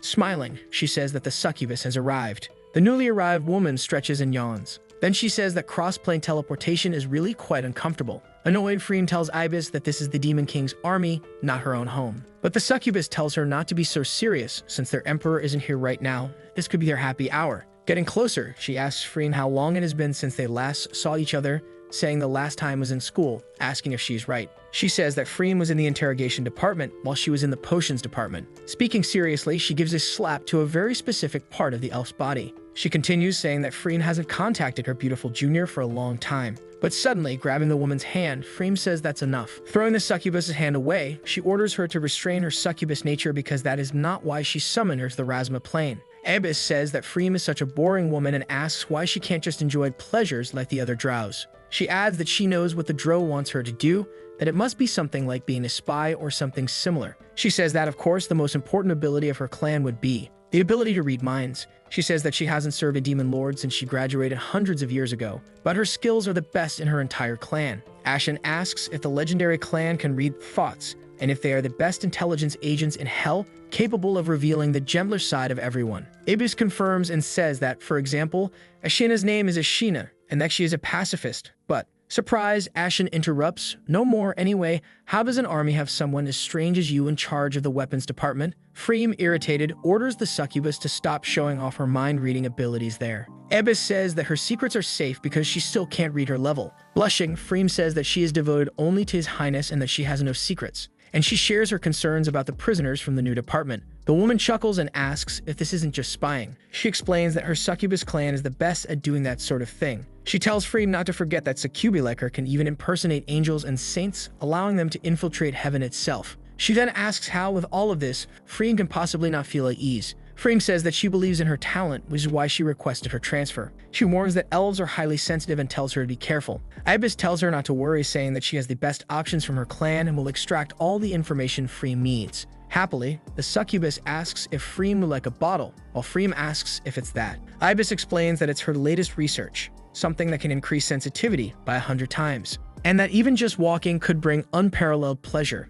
Out of nowhere, she turns around and says that she doesn't need that, and the succubus asks if 100 times not enough, if she would need something even stronger. Grabbing another small bottle, she says that she has a powerful hypnotic potion there, and that even a demon emperor, after drinking it, would become a puppet in her own way. They would do anything, she asked, no matter how humiliating it might be. Freem looked horrified at the explanation, while the succubus gives a little laugh and says, right. Closing the door behind her, the succubus leaves the two women in silence in that room. Ashen asks if she is trustworthy, as the rumors say that if it brings pleasure, it will sell anything, and Freem asks since when they use the word trustworthy. She explains that now she just needs a guard dog, and if it's an evil dog, even better, it will be able to stand watch against those light data thieves. Meanwhile, the succubus moves through the castle, thinking that a pacifist demon was asked to develop weapons, in addition to appointing an elven prisoner as an ambassador. And that the ideas of this renowned demon are quite incomprehensible, though the more incomprehensible they are, the more powerful their effects will be in the future. She thinks that this demon king Lucius is undoubtedly the man closest to the demon god. Excited, she thinks. Ah, your highness Lilith, you were right. I would never betray your trust. As a double agent, she will infiltrate deep into Lucius's inner circle and discover all his weaknesses. Elsewhere in the castle, someone says that this plan will not work. If they choose to approach the Elven Kingdom on a diplomatic mission, they will definitely think they have ulterior motives. The girl asks why they don't send someone to the Dwarven Kingdom, but the queen says that they are stubborn, wouldn't even listen, and would imprison the messenger immediately. She continues saying that the plan is terrible and lacks any sincerity, explaining that they need to show how magnanimous the demon army truly is. Then the girl says that there is a small human kingdom near the demon king's territory, and that it could be the one. Pointing to the map, she says, Barranquilla. It has a population of only 30 million and is in a strategic position between the two armies. If they succeed, it would greatly benefit the Demon King's army. Helveman says that's good, but they must not forget the true objective. If they truly bring them to the demon's side, they will become traitors. The young girl tells Her Majesty not to worry, that if they try to persuade weak nations, they might succeed, but not Barranquilla. The old king is the most resolute supporter of Razma. He has already led troops against the Demon King, so anyone could be a traitor, but this king definitely would not. Moreover, one of the conditions is to give up his royal position and retain only part of his wealth. Excited, she says that they would never just accept suddenly becoming commoners, that their mission will definitely be rejected. The Elven Queen thinks that this makes sense. Continuing, the girl says that they obtain important information that must be delivered to the Alliance immediately, that it was Priscilla who created the cannons. Looking at an image, she questions, her? And says that she can't believe that Priscilla completely betrayed them. The young girl says that, in addition to this information, there is also a piece of military intelligence that is a matter of life or death. There is also the mysterious 7th Legion of the Demon Army, and they have already been moving behind the heart of the Alliance. This legion is composed of aquatic creatures from Hell, meaning they can cross the oceans where the Alliance has no defenses. Since the war began, this legion has already been relocated by 100 miles, and according to intelligence, they are ready to launch a surprise attack. Shocked, the Queen asks if this is a naval force, and if they reposition by 100 miles in just 3 years. She thinks that this is not just a great strategy, this is pure madness. As expected from the Demon King, all the recent attacks and now this, his movement seemed random, yet they struck directly at his enemies. Crushing the paper in her hands, she curses the situation and thinks that this man is truly exceptional. The young girl calls for the queen, who tries to compose herself and says that it's nothing, but that they need to send someone to deliver this crucial information to the Alliance. Rhea asks what if the Demon King refuses their requests, since they were only recently established. Would he even allow them to leave the castle? Then the queen says that she will personally go to the Demon King, and she will definitely secure a chance to be sent away. The two young elf girls are surprised and impressed. They find it so moving and think that to secure the Alliance's victory, the queen is risking her own life by trying to persuade the Demon King. And Helveman says that this is what she should do. But, worried, she thinks that if the Demon King does not agree, she will use all necessary means to force him to accept. Sometime later, Ibis arrives, greeting everyone. She introduces herself and says that Lady Freem sent her to help with everything, and that from now on, they will be colleagues. The three of them look somewhat suspicious. Rhea thinks that after everything she has come the demon's lapdog, and that she is clearly a spy sent to monitor them. Meanwhile, the other young elf thinks they should hide the documents so the woman doesn't find out. They cannot let her discover anything, while the Elven Queen doesn't think about anything at all. Ibis is surprised to find a diplomacy department full of spies and thinks that she is a wild card. Besides, it's quite the coincidence. The Queen welcomes the woman and asks what her abilities are, while Ibis says that it is an honor to work with her and that she will need guidance. Sitting down, she adds that she will just observe from the corner for now. Meanwhile, the elves think that she looks beautiful sitting there, that they hope the demon's super weapon doesn't get sent there, and that this is infuriating. Ibis thinks that no matter how vigilant she is, if she can't see their thoughts, it won't help, and as Lucius's adversary, she will never betray them. Though she finds it strange that she can't read the Queen's mind, she assumes that while Helveman isn't at the holy level, she might have some kind of protective artifact. She knows that elven treasures are truly abundant, but it doesn't matter. So far, all she senses are cautious thoughts toward her, and she hopes things get chaotic soon. While writing, the queen thinks that this woman is a real problem, that she is perfect, her face is enchanting, and she wonders if all demon women are beautiful and seductive. Blushing a little, she thinks that it is really true. She is marvelous, imagining the woman in a more scandalous way. In the afternoon at the demon castle, our hero reflects on something in front of his large window. He realizes that his coffee is finished as the window light illuminates him, and he asks the saint to please serve him another cup, while she questions if it's really something as simple as serving coffee. Annoyed, she pouts a little. Our hero sits there, holding the cup in his hands. He thinks that, in any case, he already sent the saint away and is a bit unaccustomed to her presence. Our hero thinks that this is an illusion, that she only caused him trouble, so how could he think that having her back would be a good thing? Suddenly, someone announces that Ambassador Helveman has something important to report to him, and Lucius asks her to come in. She tells the demon lord that the department has already formulated the first plan and is ready to embark on their first mission. Freem stands outside, listening attentively. Our hero questions whether they already have a plan and notes that this is quite efficient. The elf says that since he placed his trust in them, they will not disappoint him. He thinks, no way, and questions whether this is truly a diplomatic plan. Helveman thinks that this is the exact expression she was hoping to see. Our hero considers that despite everything, this is still a plan devised by prisoners and that they chose the kingdom of Barankilia. Of course, there will be doubts. Excited and blushing slightly, she thinks. So, she could confront him directly and force him. Or she could gently persuade him with reason or maybe make him understand that this is an excellent plan and have him accept it willingly. She doesn't care which one. It's fine either way. Suddenly, our hero snaps his fingers and excited, he says that it is good and approved. The elf is a little surprised and asks, are you sure? Lucius thinks that even in the middle of the game, this kingdom was a tough nut to crack for players. The old king spared no resources or effort, and that these elves want to persuade him to surrender? This has to be just an excuse to escape. So he says, of course I'm sure. He says that it's impossible to find a better plan, and that they should simply proceed with boldness. A little disappointed, Helveman says, oh yes. She turns away without saying anything else, leaving our hero looking foolish. Then he wonders if she seemed a little disappointed or if it was just his imagination, and now the next thing. Nearby by the entrance, Freem continues listening. Lucius calls for her and asks what she needs while smiling. The elf says that she failed in her duty, that she wasn't spying but rather concerned, that two-faced woman could do something disrespectful.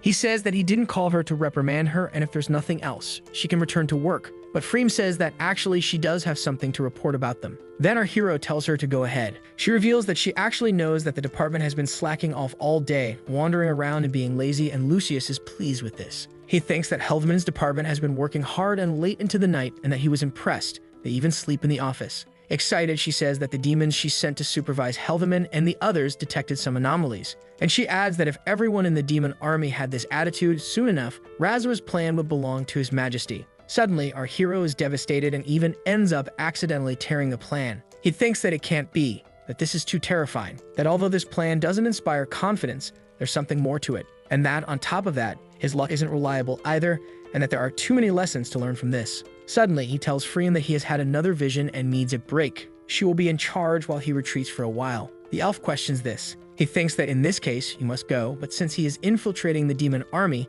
he cannot wear the Black Knight's uniform. And as he runs, tossing his cloak away, he thinks that he needs a new disguise. Sometime later at the diplomacy camp, three creatures sit around a campfire. The bear says that this is his first diplomatic mission. If they ask him, he would say there's no need for this. They could just take over the entire plane at once. Agreeing, the other says that the locals are too ugly. No attractive muscles or horns, let alone sexy tails. They only have useless fat. The young bull says that when the war is over, he will return home and get married. Turning to the other companion, he asks about him and says that he doesn't look familiar. He asks why his art style is different from the others, and then the man responds with a smile, asking if he's talking about him. Someone confirms and says that they have never seen him at the demon castle before. Besides, he doesn't look like a demon at all. Suspicious, they ask which unit he belongs to. Our hero explains that he was transferred from the front lines due to his merits and was rewarded with the position of guard for the diplomatic mission. Still unconvinced, the bear man asks what kind of service merit. So he explains that it was during the ambush. He managed to eliminate several enemies in that battle. They murmur among themselves, realizing that he is that warrior from the battle.